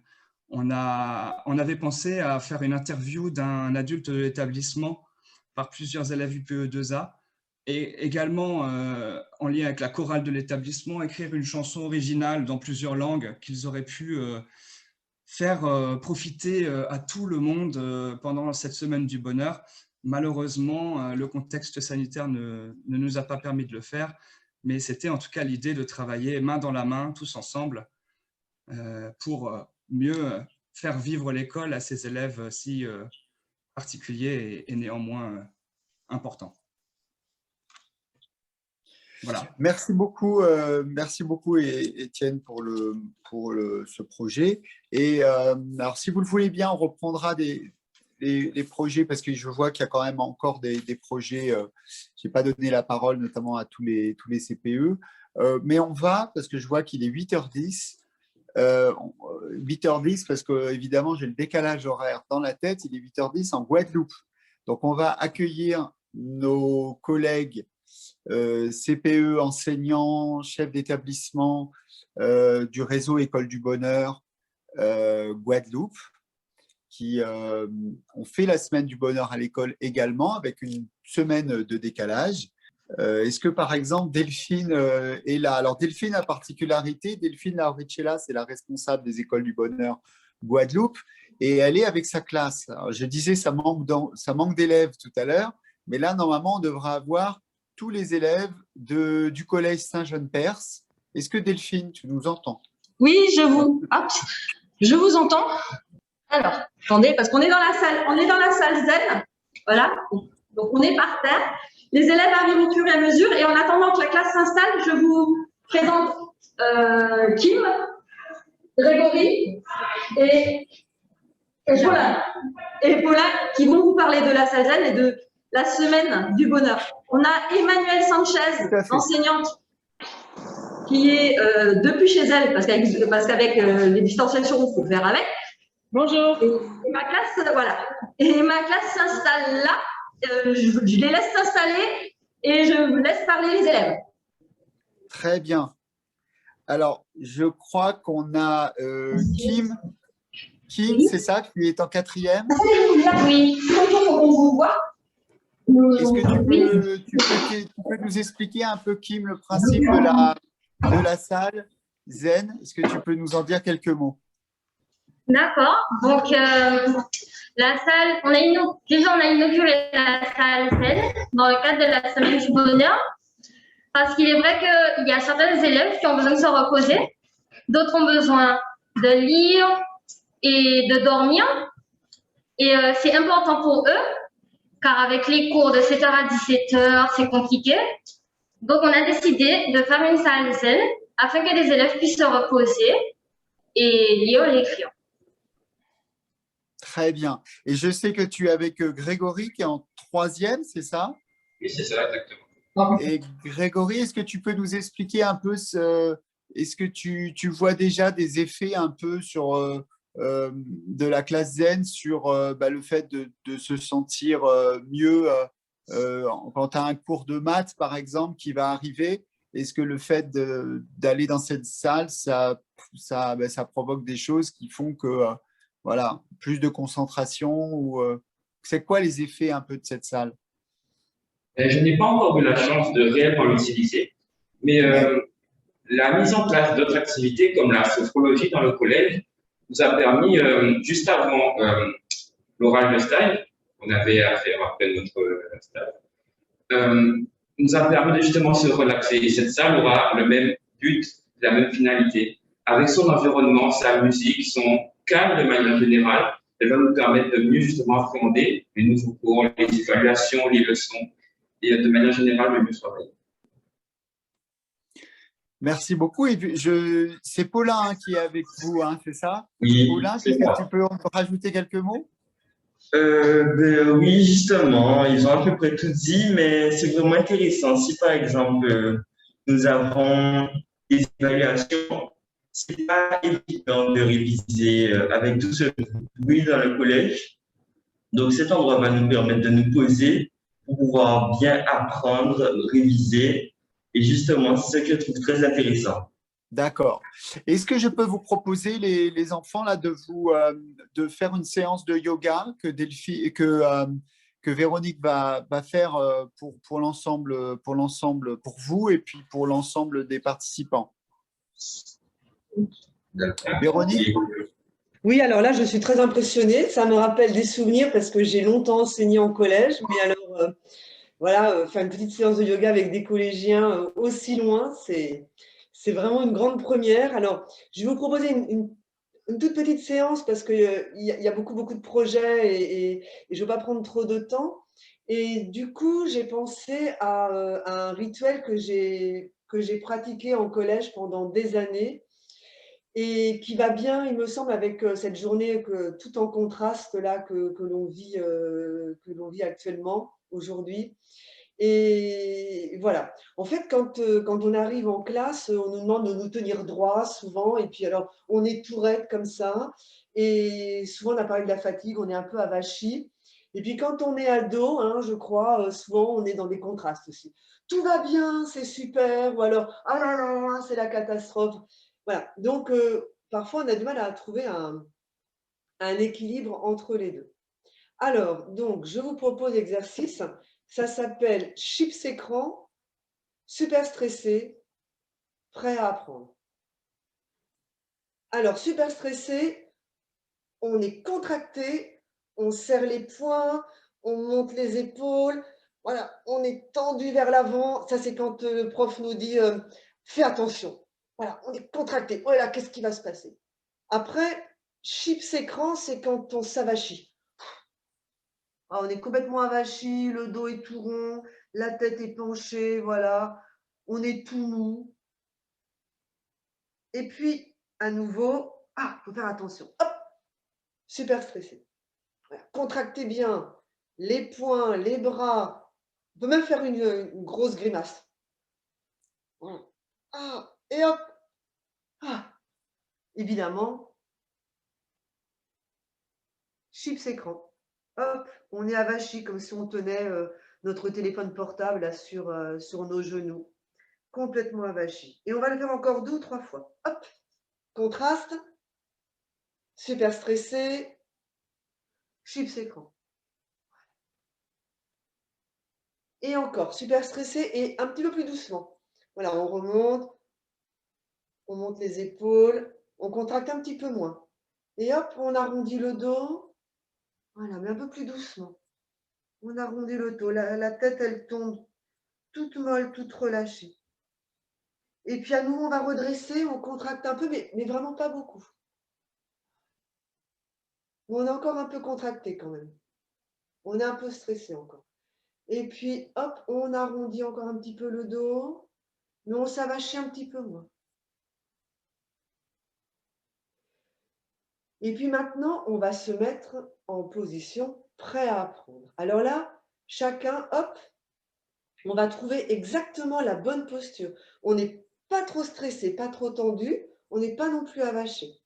On n'est pas complètement avachi. Alors pour ça, voilà, on va imaginer qu'on a un petit fil doré qui nous étire vers le plafond. Pas comme ça, hein. On ne lève pas la tête, c'est vraiment au sommet du crâne. Hop, on est un petit peu étiré vers le plafond, le menton un petit peu rentré. Voilà. Nos épaules, on peut les monter un petit peu et hop, on les laisse redescendre. Elles sont bien basses, bien tranquilles. Ok, voilà, là on est redressé, on n'est pas super stressé et on n'est pas en chips écran. On est bien en équilibre comme ça. Très bien, super, parfait. On va poser nos mains au niveau de l'abdomen, à peu près les pouces au-dessus du nombril, à peu près comme ça. Voilà. Et là, juste un petit instant, sentir qu'on respire. Ça fait un tout petit mouvement au niveau de l'abdomen. Tout petit mouvement.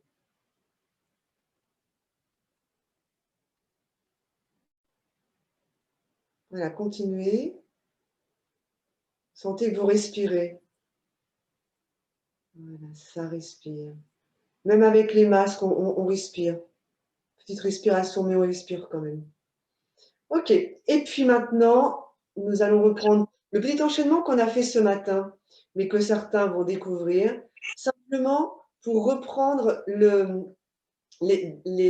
mêmes mouvements d'accueil avec des phrases qui vont être différentes de celles de ce matin et qui vont donner une attention à chacun de nos gestes en lien avec ce que nous vivons cet après-midi, toute cette journée.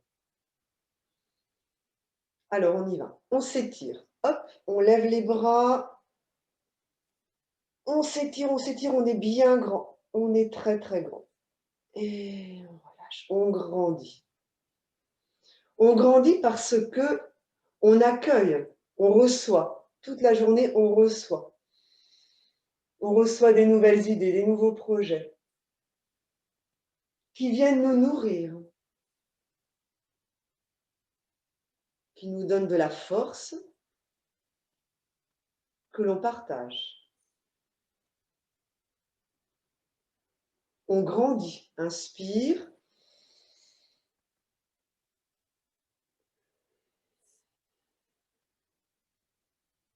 Car on reçoit. Grande inspiration, on ouvre grand les bras. Ce que l'on reçoit nous nourrit, nous donne de la force que l'on partage. Et une dernière fois, on grandit.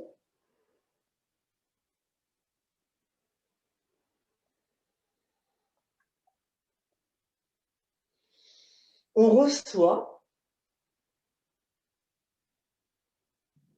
on se nourrit et on partage. On place nos mains sur les côtés de notre petit écran. Voilà, et on est tous ensemble. Merci. Merci Véronique, j'ai envie d'applaudir tout le monde. Et merci hein, les jeunes, hein. C'était bien, vous avez apprécié? Oui, ça fait du bien. Oui, ça a fait du bien. Ah, merci, c'était tout à fait. Bon, je pense que merci les jeunes parce que je pense que là vous avez, je pense que Véronique c'est sa séance de yoga la plus longue. Elle a traversé l'Atlantique là. Elle a traversé l'Atlantique. Merci à vous. Ce qu'on va faire, c'est peut-être pour voir un peu toutes les initiatives que vous avez pu faire pendant cette semaine du bonheur à l'école en Guadeloupe. On va voir peut-être un petit reportage qui a été consacré aux écoles du bonheur Guadeloupe pour la chaîne Guadeloupe Première. Donc, est-ce que Cédric, tu as la petite vidéo? Allez, l'éducation et cette question, le bonheur à l'école est-il possible? Et comment répandre la notion de bien-être? L'Université de Cergy-Pontoise et son laboratoire de recherche labellisent certains établissements. Des collèges et des lycées ont adhéré à ce concept chez nous. Au collège Saint-John-Perse de Grand-Camp, on a inauguré vendredi un espace zen destiné au repos, une vraie bulle de détente destinée donc aux élèves. Le reportage d'Éric Rayapin. Malgré la crise sanitaire, le collège Saint-John-Perse de Grand-Camp à Pointe-à-Pitre n'a pas lésiné sur ses actions École du Bonheur. La communauté scolaire a réussi son pari, la mise en place d'un espace zen. Une salle bulle qui accueillera par petits groupes de 10 élèves et personnel pendant la pause méridienne.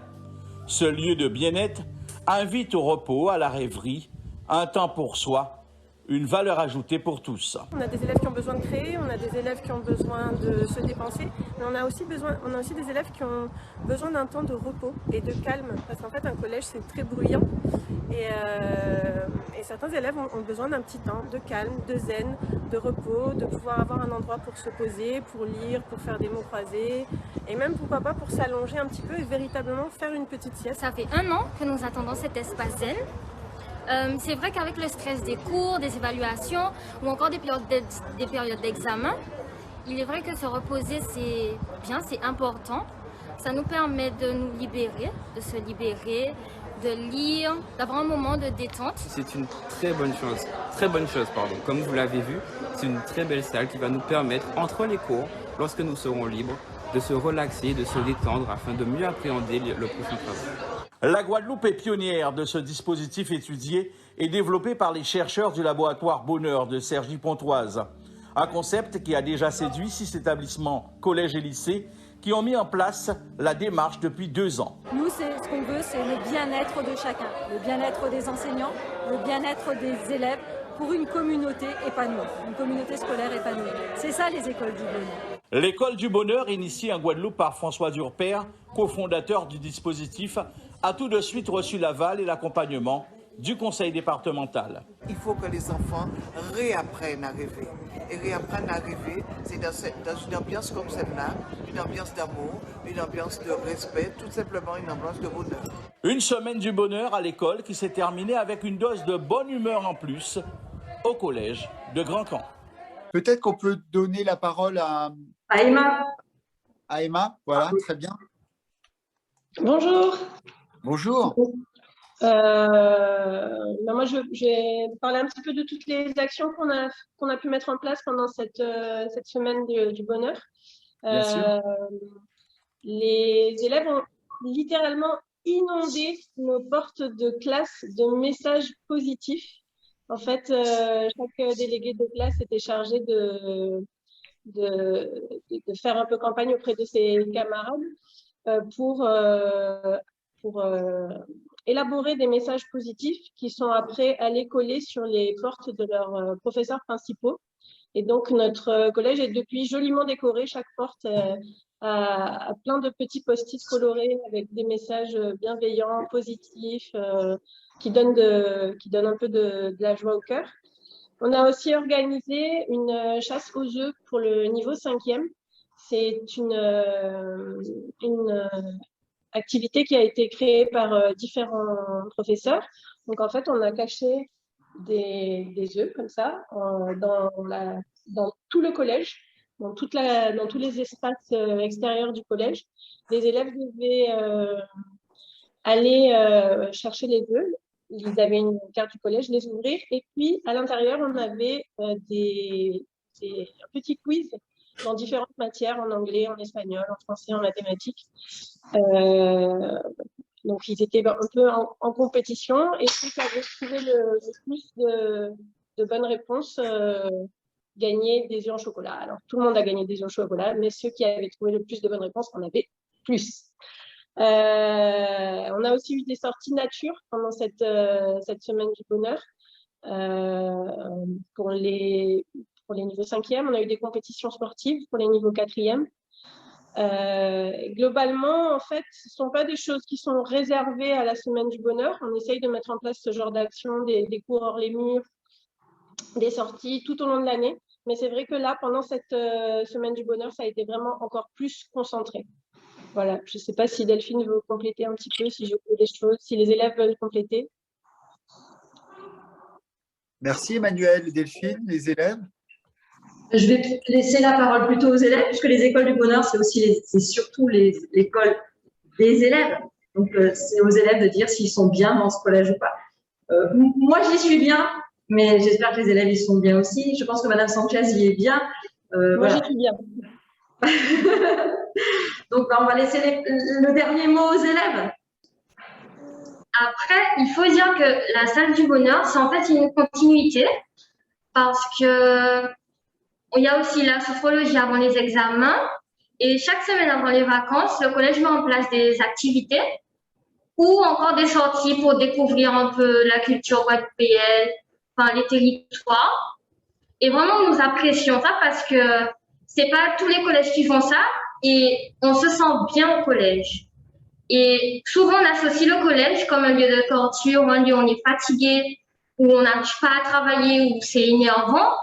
Tandis que là, le collège Saint-Jean-Perse, il met tout en place pour qu'on ait envie d'apprendre. Et du coup, ce qui fait qu'on s'y sent bien. Et on s'y sent surtout en sécurité. Merci. Merci, Kim. Grégory ou Paulin, vous voulez rajouter quelque chose? Je pense qu'elle a dit, elle a bien résumé la situation de le collège. Dans ce collège, tout particulièrement, on remarque que beaucoup d'actions sont faites justement pour les élèves dans le cadre de l'école scolaire, comme elle l'a dit, beaucoup d'activités, beaucoup d'ateliers sont mis en place pour nous faciliter les choses, pour mieux appréhender le travail et que le travail devienne une partie de plaisir. Qu'on vienne au collège et qu'on soit content d'y aller, que ce ne soit pas une contrainte, qu'on ne soit pas obligé et qu'on y aille de retrouver le personnel, nos amis. Je peux juste ajouter Oui. Les élèves n'étaient pas au courant ce matin, ils ne savaient pas qu'ils allaient intervenir. Donc, ils n'ont pas appris par cœur des phrases qu'on leur a données ce matin à 6 heures au réveil. C'est vraiment eux, c'est vraiment leur cœur qui parle. Voilà. Personne n'était prévenu. Madame Sanchez n'était pas prévenue non plus. Je l'ai prévenue 5 minutes avant. Voilà. Donc, il y a avec moi qui savais, avec Madame Zozor, la principale, qu'on avait cette réunion avec vous en visio. Voilà. Merci. Donc, moi, je félicite les élèves parce que je les aime beaucoup. Et ils sont bien. On sait bien, Delphine, qu'il n'y avait pas un prompteur juste devant. Yasmina qui est là, qui est la principale du collège, elle n'a pas les moyens d'offrir des prompteurs à tous les élèves qui interviennent. Donc, mais moi, je suis un petit peu curieux, Kim, là, Grégory, Paulin, alors moi, je suis sûr que déjà, le grand oral, il n'y aura pas de souci. Hein, vous avez un peu le temps de préparer encore, mais il n'y aura pas de souci. Qu'est-ce que vous voulez faire plus tard? Moi, je pense à faire ostéopathe parce que je fais du sport et j'aime énormément. Donc, rester dans ce monde, j'aimerais beaucoup. Alors, moi, personnellement, je voudrais faire expert comptable parce que j'ai découvert le monde de l'entreprise. C'est quelque chose qui m'intéresse vraiment et la comptabilité, justement, au cœur de cette activité. Donc, moi, je veux travailler dans le domaine de la cuisine. Donc, je veux devenir chef étoilé. Et... moi, je voudrais manger chez toi. Ah ouais, je sais que tu as déjà une cliente à côté de toi. Hein. Delphine viendra manger si tu fais. Elle pourra te donner des recettes venant de Sardaigne, je crois. Ou de Sicile. Ou de Sicile. Moi, j'irai manger avec Ou de Delphine. Sicile. Je n'oublie ni le père ni la mère. Est-ce qu'il y a des CPE qui veulent, ou des enseignants qui veulent réagir sur ce qui a été dit, ou d'autres collègues en Guadeloupe qui nous ont rejoints, qui veulent réagir? Bonjour François, Marlène Borel. Bonjour, comment ça va? Explique-nous, Marlène, où tu es pour tout le monde, pour qu'on sache, nous, dans nos petites académies à Versailles, où tu es. Alors, je suis proviseure du lycée Robert Vénom à Saint-Martin. Et donc, je ne fais pas partie encore de cette grande chaîne de l'école du bonheur. Je ne suis que comme une invitée où je me suis greffée parce qu'avec Delphine, Delphine Loris est là, impossible de lui dire non. Voilà. Mais vous faites déjà beaucoup de choses. Vous faites beaucoup de choses déjà dans l'établissement. Hein. Tout à fait. Et donc, cette semaine, elle s'est inscrite au moment où le journal Le Parisien nous annonçait que nous nous sommes hissés à la plus haute marche au niveau national, faisant réussir le mieux les élèves. Et si tu veux, on était en plein dans la semaine de la presse, semaine des créoles à l'école. Et alors, je leur ai dit, on va tout enrubanner dans la semaine du bonheur pour qu'il y ait encore plus la fête.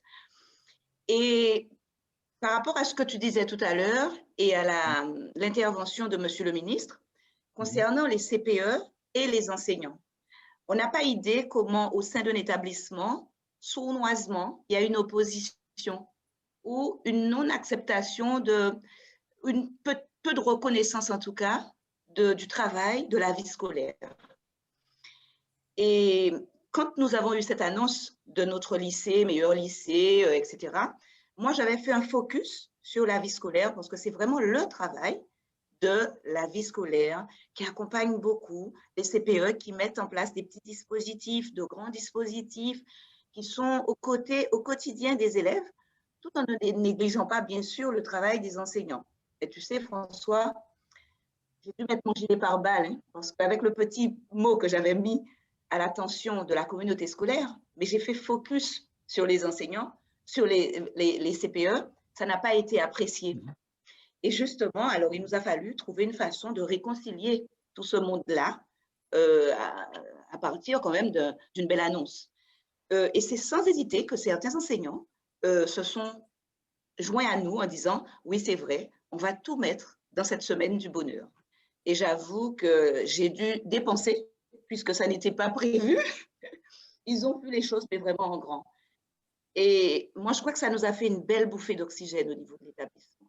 Et nous avons encore des retombées, des élèves qui, pas plus tard qu'hier, qui sont revenus des vacances. Nous revenons, nous, des vacances de Pâques, où des élèves disent « Madame, l'établissement a vibré avec toutes les semaines, semaine des créoles, semaine de la presse, mais semaine du bonheur, parce que tout l'établissement, inutile de te dire, a été bien décoré, la vie scolaire s'en est emparée, il y a eu la boîte à idées, il y a eu comment améliorer mon quotidien au niveau de l'établissement.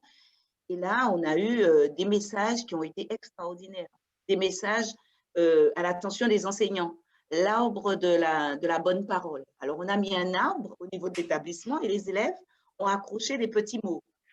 Et tu sais qu'il y a des enseignants qui ont eu les larmes aux yeux parce qu'il y a des élèves qui ont pu écrire, qui ne le disent pas aux enseignants, mais qui ont écrit des mots à l'attention des enseignants.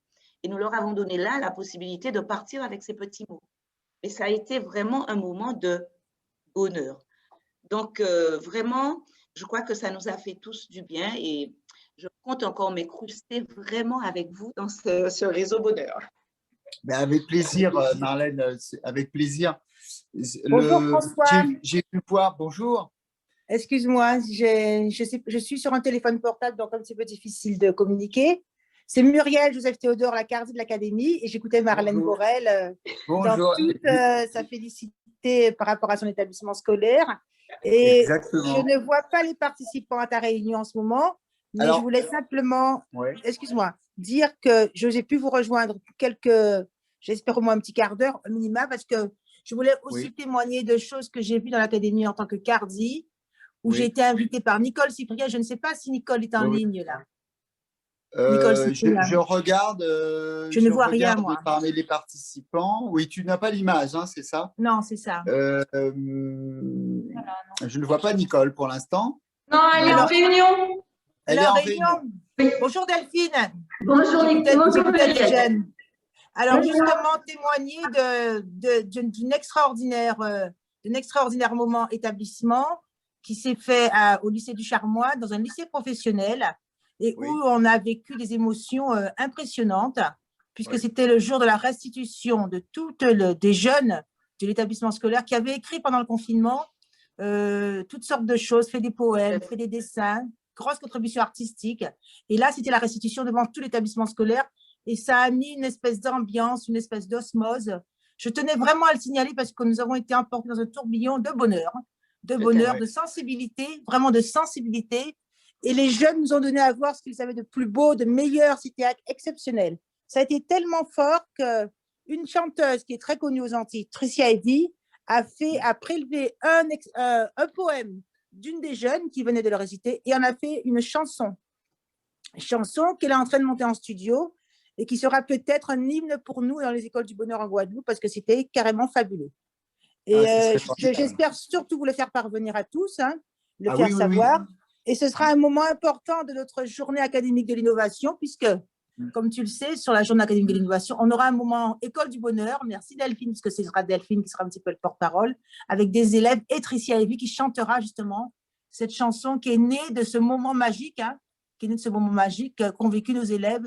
Et je peux t'assurer que si au départ, ce concept école du bonheur était regardé de façon très, très bizarre, et parce que ne voulant pas l'embrasser pleinement, je pense, on découvre à travers cette entrée qu'il peut se passer autre chose et autrement. Et je crois que c'est vraiment les jeunes qui ont raison. Quand ce jeune garçon nous a dit tout à l'heure qu'il était content de venir à l'école, ça change enfin les statistiques, heureux de venir à l'école, se rencontrer, faire les choses autrement et avec d'autres personnes. Ça a été un moment fabuleux. Je tenais vraiment, ne serait-ce que sur cette minute-là, le témoigner, parce que je l'ai vraiment vécu en direct, de quelque façon totalement, comme dit Delphine, pas prévue. Et ça a surgi l'établissement comme ça, une espèce d'irruption qui a déflagré dans tout l'établissement scolaire et sur toute la région après. C'était vraiment extraordinaire. Je voulais le témoigner et le dire à voix haute, quoi. C'était vraiment magique. Merci beaucoup et de ton action comme Cardi pour impulser tout cela. On est vraiment très, très, très content de travailler avec vous. Et aussi, je tenais vraiment à ce qu'aujourd'hui, il y ait le mélange de tous nos territoires, de la Réunion. Alors, j'ai parlé même de la Nouvelle-Calédonie, de la Réunion jusqu'à la Guadeloupe et toutes nos académies. Parce que là, je pense que le CPE et enseignants en métropole là, peuvent se dire il y a plein de projets à aller chercher. Une classe, une salle zen, par exemple, une salle zen, ça peut se créer. Je pense à vous qui allez être titularisé. Peut-être que l'année prochaine, vous vous dites j'ai envie peut-être de mettre en place une classe zen à l'intérieur de mon collège ou de mon lycée. Ou alors, je pensais, Marlène, tout à l'heure, à évoquer, et tu évoquais aussi la musique, et je crois que c'est dans ton établissement qu'il y a un jeune, alors je ne sais pas si c'est un AED ou si c'est un élève, un élève qui chante à l'entrée, qui a un micro tout simplement, et à l'entrée des cours le matin ou peut-être en début d'après-midi, enfin, il chantait.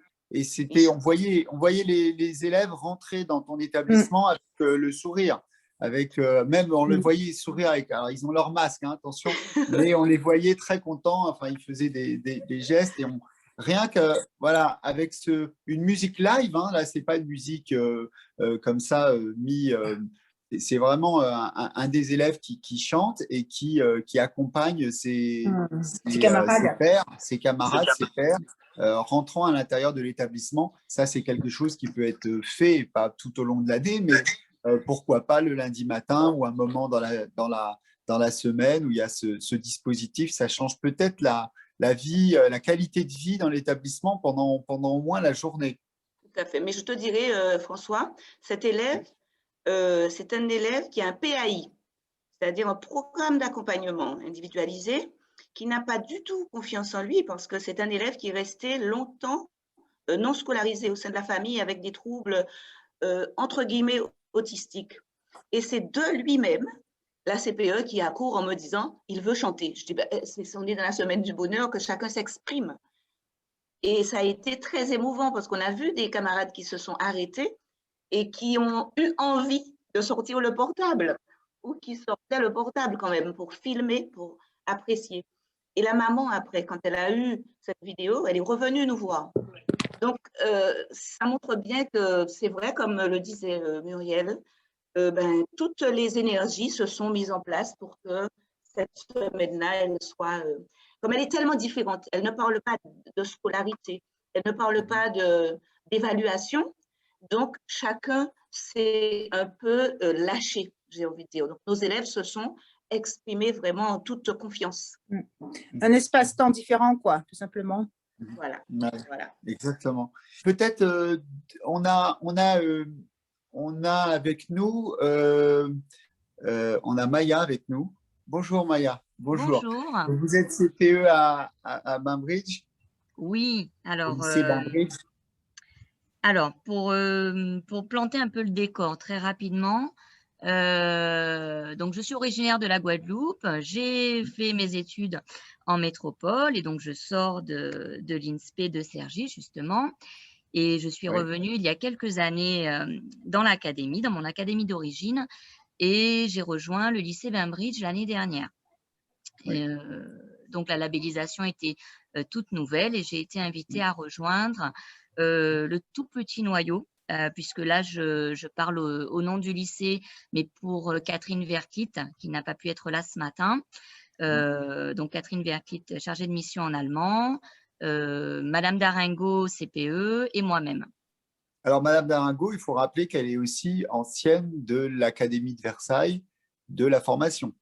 Exactement. Et donc, ces points communs, forcément, nous rassemblent, hein, puisqu'on baigne dans le même type de formation, très sensible au climat de l'établissement, en ayant travaillé pour ma part dans le 95, donc dans des établissements voilà, où De Barbu avait effectué ses depuis les années 90, etc. Donc, très, très parlant pour nous, ce thème, cette thématique, puisque c'est au cœur vraiment de notre travail, tout simplement. Hein. Alors, le lycée Bainbridge est en mutation, puisque reconstruit Donc, nous avons vécu un déménagement sur 2 ans, plus le confinement, les nouveaux protocoles, etc., qui s'apprêtent encore à évoluer là, dès la semaine prochaine.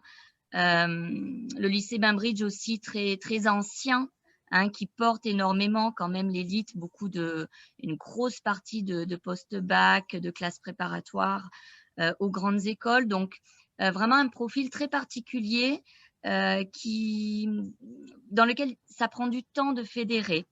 On a beaucoup d'espoir qu'on puisse fédérer encore. Donc, c'était la première. On avait beaucoup d'ambition et puis on a dû revoir à la baisse. Ça n'empêche qu'on a, comment dirais-je, rassemblé, comme disait une autre collègue tout à l'heure, des choses que l'on fait au quotidien. Moi, il y a énormément de choses que je faisais dans le 95. On ne peut pas arriver et faire du copier-coller. Ça ne fonctionne pas comme ça. On est sur de l'humain, tant les collègues que les élèves.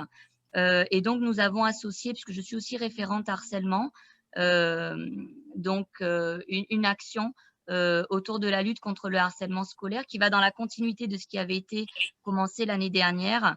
Associer également le CVL qui est très, très présent dans l'établissement, qui fonctionne très bien, qui est soutenu par une autre collègue CPE.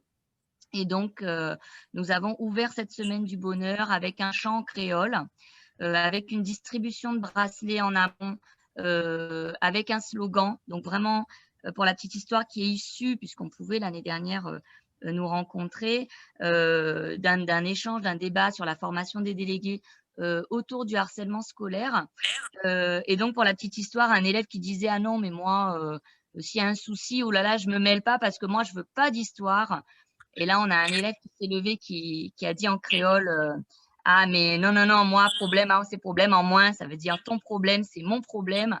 Et si tu es embêté, moi, je viens, je fais en sorte d'alerter un adulte, etc. » Et donc, ça a pris vraiment des proportions. On a fabriqué des roll-up où on pouvait justement imprimer tout le travail des élèves en brainstorming, en carte mentale, etc. Et donc, on a retenu ce slogan qui est imprimé sur des petits bracelets qui ont été offerts sur la semaine du bonheur à tous les élèves et d'une pierre deux coups en faisant une sensibilisation. Merci beaucoup, Maïa. Il faudra nous envoyer un petit bracelet. Avec grand plaisir.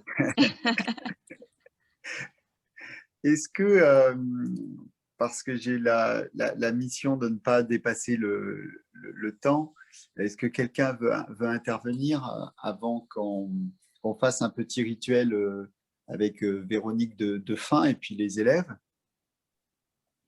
Alors, j'aimerais bien intervenir. Bien sûr. Alors, je suis Claudine Bigard et je travaille au lycée de Morne-à-l'Eau à Faustin-Ferré. Et cette année, ça a été particulier parce qu'au départ, j'étais toute seule. Enfin, Delphine est au courant quand elle a quitté l'établissement que j'ai récupéré le projet. Et comme j'ai essayé de le proposer, il y avait très peu de collègues qui changeaient, mais il se trouve qu'il y a eu une situation particulière d'un enfant qui s'était fait agresser en dehors du lycée. Et le documentaliste qui n'était pas spécialement décidé, a compris tout l'intérêt, a saisi la balle au bond et il a animé des débats avec des élèves après avoir visionné des films. Et il me dit déjà, mais pour l'année prochaine, qu'est-ce qu'on fait? Donc, depuis, il y a eu aussi un certain nombre d'enseignants qui, au départ, étaient très dubitatifs, qui ont accepté quand même de jouer le jeu. Et moi, ce qui m'a sidérée, c'est au niveau du choix. Il avait été proposé aux élèves de BTS soit de visionner un film et de discuter de l'intérêt de ce film ou de débattre. Eh bien, ils ont choisi le débat et pendant 2 heures, ce n'était pas suffisant. Ils ont parlé du bonheur, de ce qu'était leur propre bonheur, comment ils se projetaient. Enfin, ça a été un moment d'échange absolument extraordinaire. Donc, juste pour dire, pour ne pas faire très long, que l'année prochaine, eh bien, il y aura une véritable équipe qui va travailler autour et certains pensent déjà, puisque nous avons des post-bac, en termes de réflexion sur le choix des professions.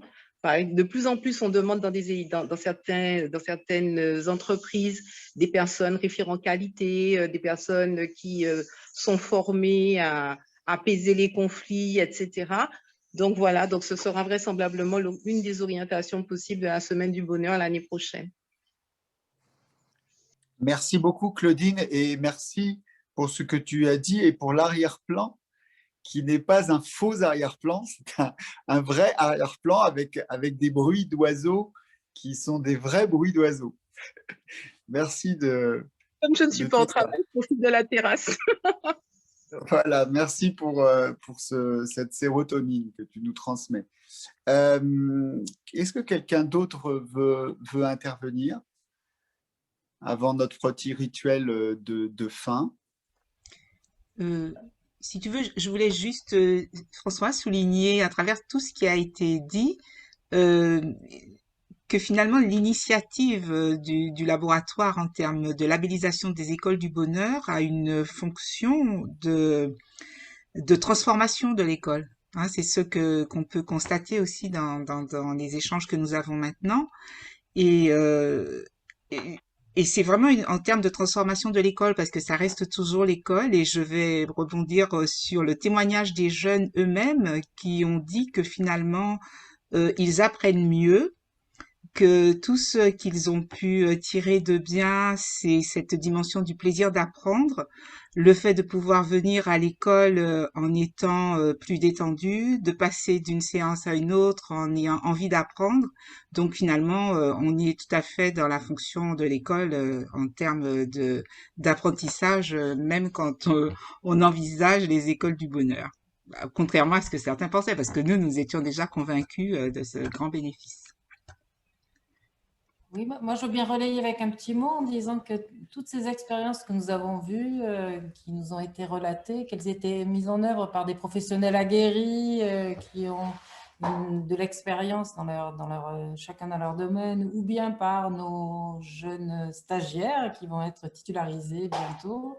Toutes ces expériences nous montrent à quel point il est intéressant d'utiliser nos marges de liberté, et vous l'avez fait de manière formidable. Dans les établissements, on a des marges de liberté pour concevoir, imaginer, pour co-construire avec les élèves aussi, parce que ça, c'est essentiel pour les impliquer, et c'est ce que vous avez fait. Beaucoup des projets qu'on a vus ont utilisé la forme artistique, et qu'il s'agisse de spectacles, de chansons, de danse, de graphes, et j'en oublie peut-être. Et je trouve que cette forme artistique, quelle qu'en soit la modalité, est très intéressante parce qu'elle permet de décaler un peu le regard, de mettre en jeu nos émotions et notre corps le plus souvent, de nous transformer en sujets qui pensons le monde. Et c'est bien notre fonction essentielle que de transformer nos manières de penser et d'utiliser le bonheur à cette fin. Et puis pour dire aussi que nos fonctionnaires stagiaires, qu'ils soient CPE ou professeurs, vont bientôt quitter notre INSPE pour les établissements dans lesquels ils vont être affectés, et que s'ils ont pris du plaisir cette année à travailler avec nous, ils vont être nos ambassadeurs dans les établissements dans lesquels ils vont arriver l'année prochaine, nos ambassadeurs, pour mettre en œuvre, chacun à leur manière, s'ils en ont envie, ces labellisations d'école du bonheur, ou de manière plus limitée en tout cas, la semaine du bonheur à l'école, ou des dispositifs de bien-être, et que le laboratoire bonheur restera toujours leur interlocuteur s'ils en ont envie. Merci beaucoup, Béatrice. Et je me joins à toi pour remercier tous les fonctionnaires stagiaires CPE, enseignants, BCE et tous ceux qui nous ont rejoints aujourd'hui. Je disais tout à l'heure à Kim et à Paulin et à Grégory, je leur demandais ce qu'ils voulaient faire plus tard. Moi, je terminerai sur la phrase de John Lennon qui disait, quand on me demandait quand j'étais enfant ce que je voulais faire plus tard, je répondais « je veux être heureux ». Et mes professeurs disaient « j'ai pas compris la question ». Et je leur répondais « c'est eux qui n'ont pas compris la vie ». Voilà. Alors, on va peut-être finir avec un petit rituel yoga et en remerciant tous les participants et Véronique de nous avoir accompagnés toute cette journée. Alors, je ne sais pas, Véronique, si c'est debout, si c'est assis, comment on doit se… On va rester assis, on va terminer par une petite relaxation qui va nous emmener à l'entrée de la méditation. Voilà, 5 minutes, c'est bien 5 minutes? 5 minutes, c'est parfait. Et on remettra donc la vidéo que je redise à tout le monde en YouTube sur le site de l'INSPE de Versailles, évidemment, INSPE de Versailles qui nous accueille, et également sur toutes les pages École du Bonheur Facebook. Alors au choix, hein, vous avez Facebook, vous avez Instagram, vous avez Twitter, vous avez YouTube. Donc, vous choisissez un peu votre réseau social. Ceux qui n'ont pas de réseaux sociaux, ce n'est pas grave. Il y a des livres à lire, il y a des choses aussi et puis se voir. Mais pour ceux qui sont réseaux sociaux, n'hésitez pas à voilà, nous rejoindre sur les réseaux. Hein. École du Bonheur, et vous choisissez votre réseau et vous vous inscrivez. Ça sert pas ça sert surtout dans le partage de pratiques. Hein, c'est-à-dire que vous mettez un hashtag École du Bonheur et vous savez ce qu'un collègue fait à l'autre bout du territoire et un peu partout dans le monde, puisque la vocation, elle est internationale. Ça, c'est vraiment très pratique. Il faut se servir un petit peu de cela pour échanger nos pratiques et continuer nos échanges.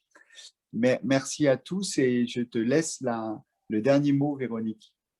Merci. Merci. Donc, et on va reprendre une position assise confortable, mais pas avachie, hein, pas chips écran et pas non plus super stressé. Voilà, donc si on est assis sur une chaise, les deux pieds bien à plat sur le sol. Si on est assis en tailleur, comme le sont les enfants du collège, bah, c'est parfait. Vous êtes dans une parfaite position de petit yogi. Et puis, hop, on va retrouver ce fil d'or qu'on peut toucher là, juste au sommet du crâne. Et tout doucement, on tire un petit peu, voilà. Et on sent qu'on est étiré vers le ciel. On retrouve notre verticale et on relâche. Les épaules sont bien basses. Les mains peuvent se poser sur les genoux, sur la table, comme vous voulez. Et les yeux peuvent se fermer ou pas. Et à ce moment-là, les regards se portent plutôt vers la table, vers le sol. Et tout de suite, on retrouve les contacts du corps avec le sol, les deux pieds sur le sol, les fessiers sur la chaise ou sur la table ou sur un coussin. Contact du dos sur le dossier, s'il y a un dossier. On est là bien présent dans la salle dans laquelle nous sommes. On écoute les bruits à l'extérieur, peut-être dans la rue, dans le jardin, dans les couloirs. Et puis, les bruits à l'intérieur, tout petit bruit. Et surtout le tout petit bruit, le plus subtil, le plus petit bruit qui est toujours là, le bruit de notre respiration. Sentez que ça respire. On sent un petit bruit à l'entrée des narines, tout petit bruit.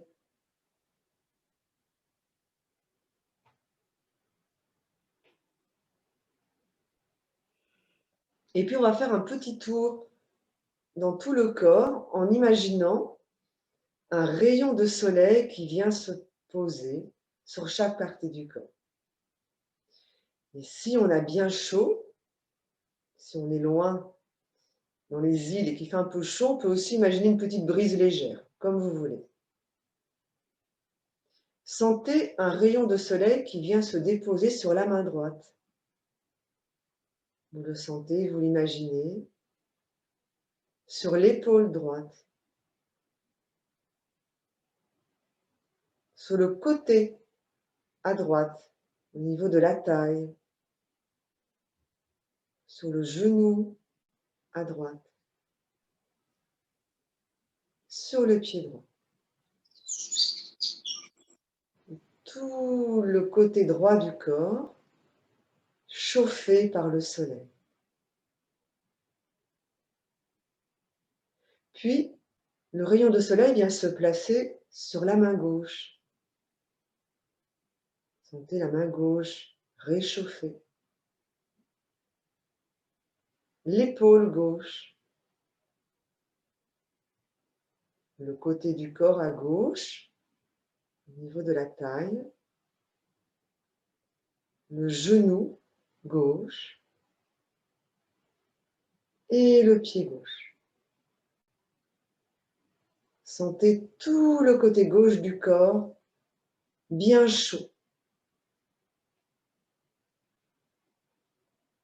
Puis le rayon de soleil vient se placer au niveau du front, sous le bout du nez. Il vient chauffer nos deux joues, à droite et à gauche. Et on ressent sa luminosité derrière nos paupières fermées. Il vient toucher nos lèvres. Et c'est tout le visage qui est bien chaud, tout ensoleillé.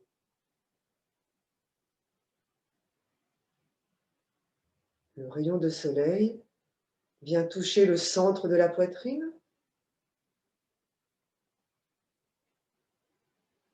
la région du nombril, tout l'avant du corps. Tout l'avant du corps est bien chaud. Tout l'arrière du corps.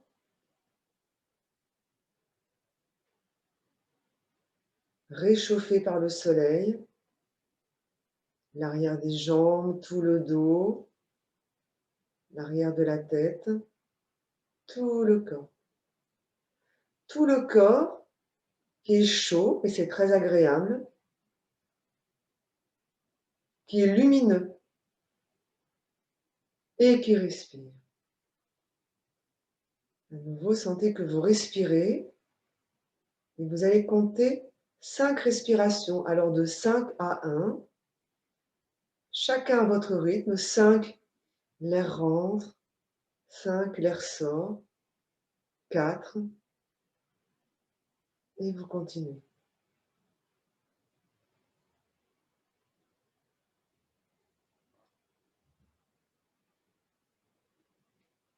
Simplement bercé par votre respiration.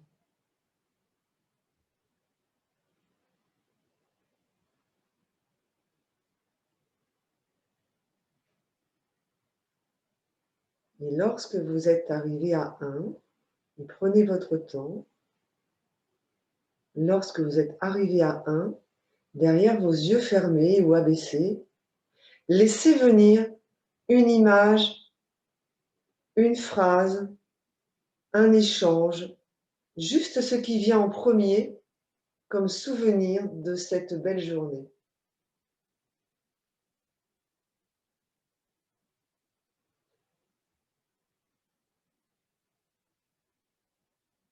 Ne cherchez pas, simplement laissez venir un souvenir de cette journée ou de cette semaine du bonheur,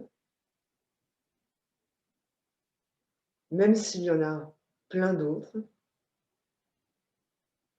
et restez dans la sensation, restez dans cette sensation agréable, joyeuse, de ce souvenir.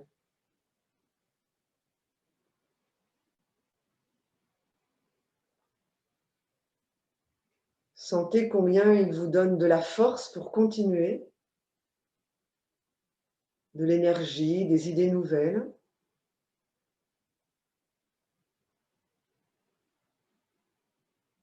Et puis quittez cette image, retrouvez l'espace sombre derrière vos yeux fermés. Quittez le souvenir de cet échange, retrouvez les bruits de la pièce dans laquelle vous êtes.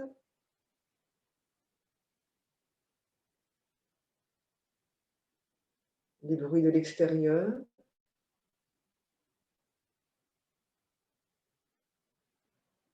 Le bruit de votre respiration, sentez que vous respirez, toujours. Ça respire.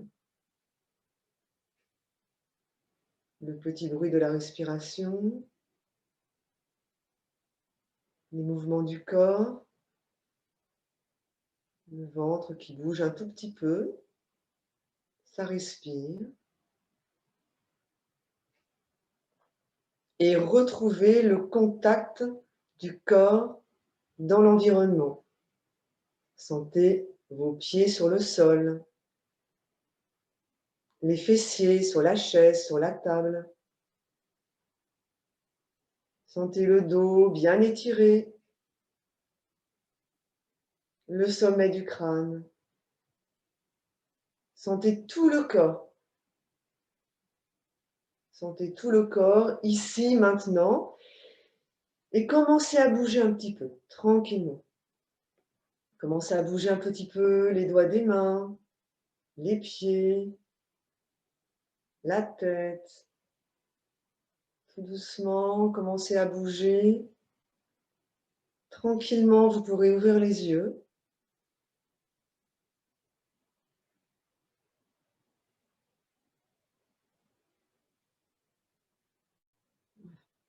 Et puis, quand tout le monde est revenu de ce petit voyage dans la journée, eh bien, je vous invite une dernière fois, hop, grandir, vous étirer. Grandir, grandir, grandir, grandir. Relâchez. Remercier tout ce que nous avons reçu aujourd'hui, qui va nous nourrir pendant encore longtemps. Voilà.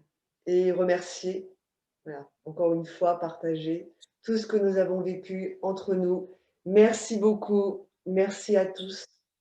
Merci à tous. Merci. Merci. Le foulard de couleur. Merci à tous. Merci à tous. Au revoir. Merci. Bonne journée à vous. Au revoir. Merci. Bonne journée. Merci.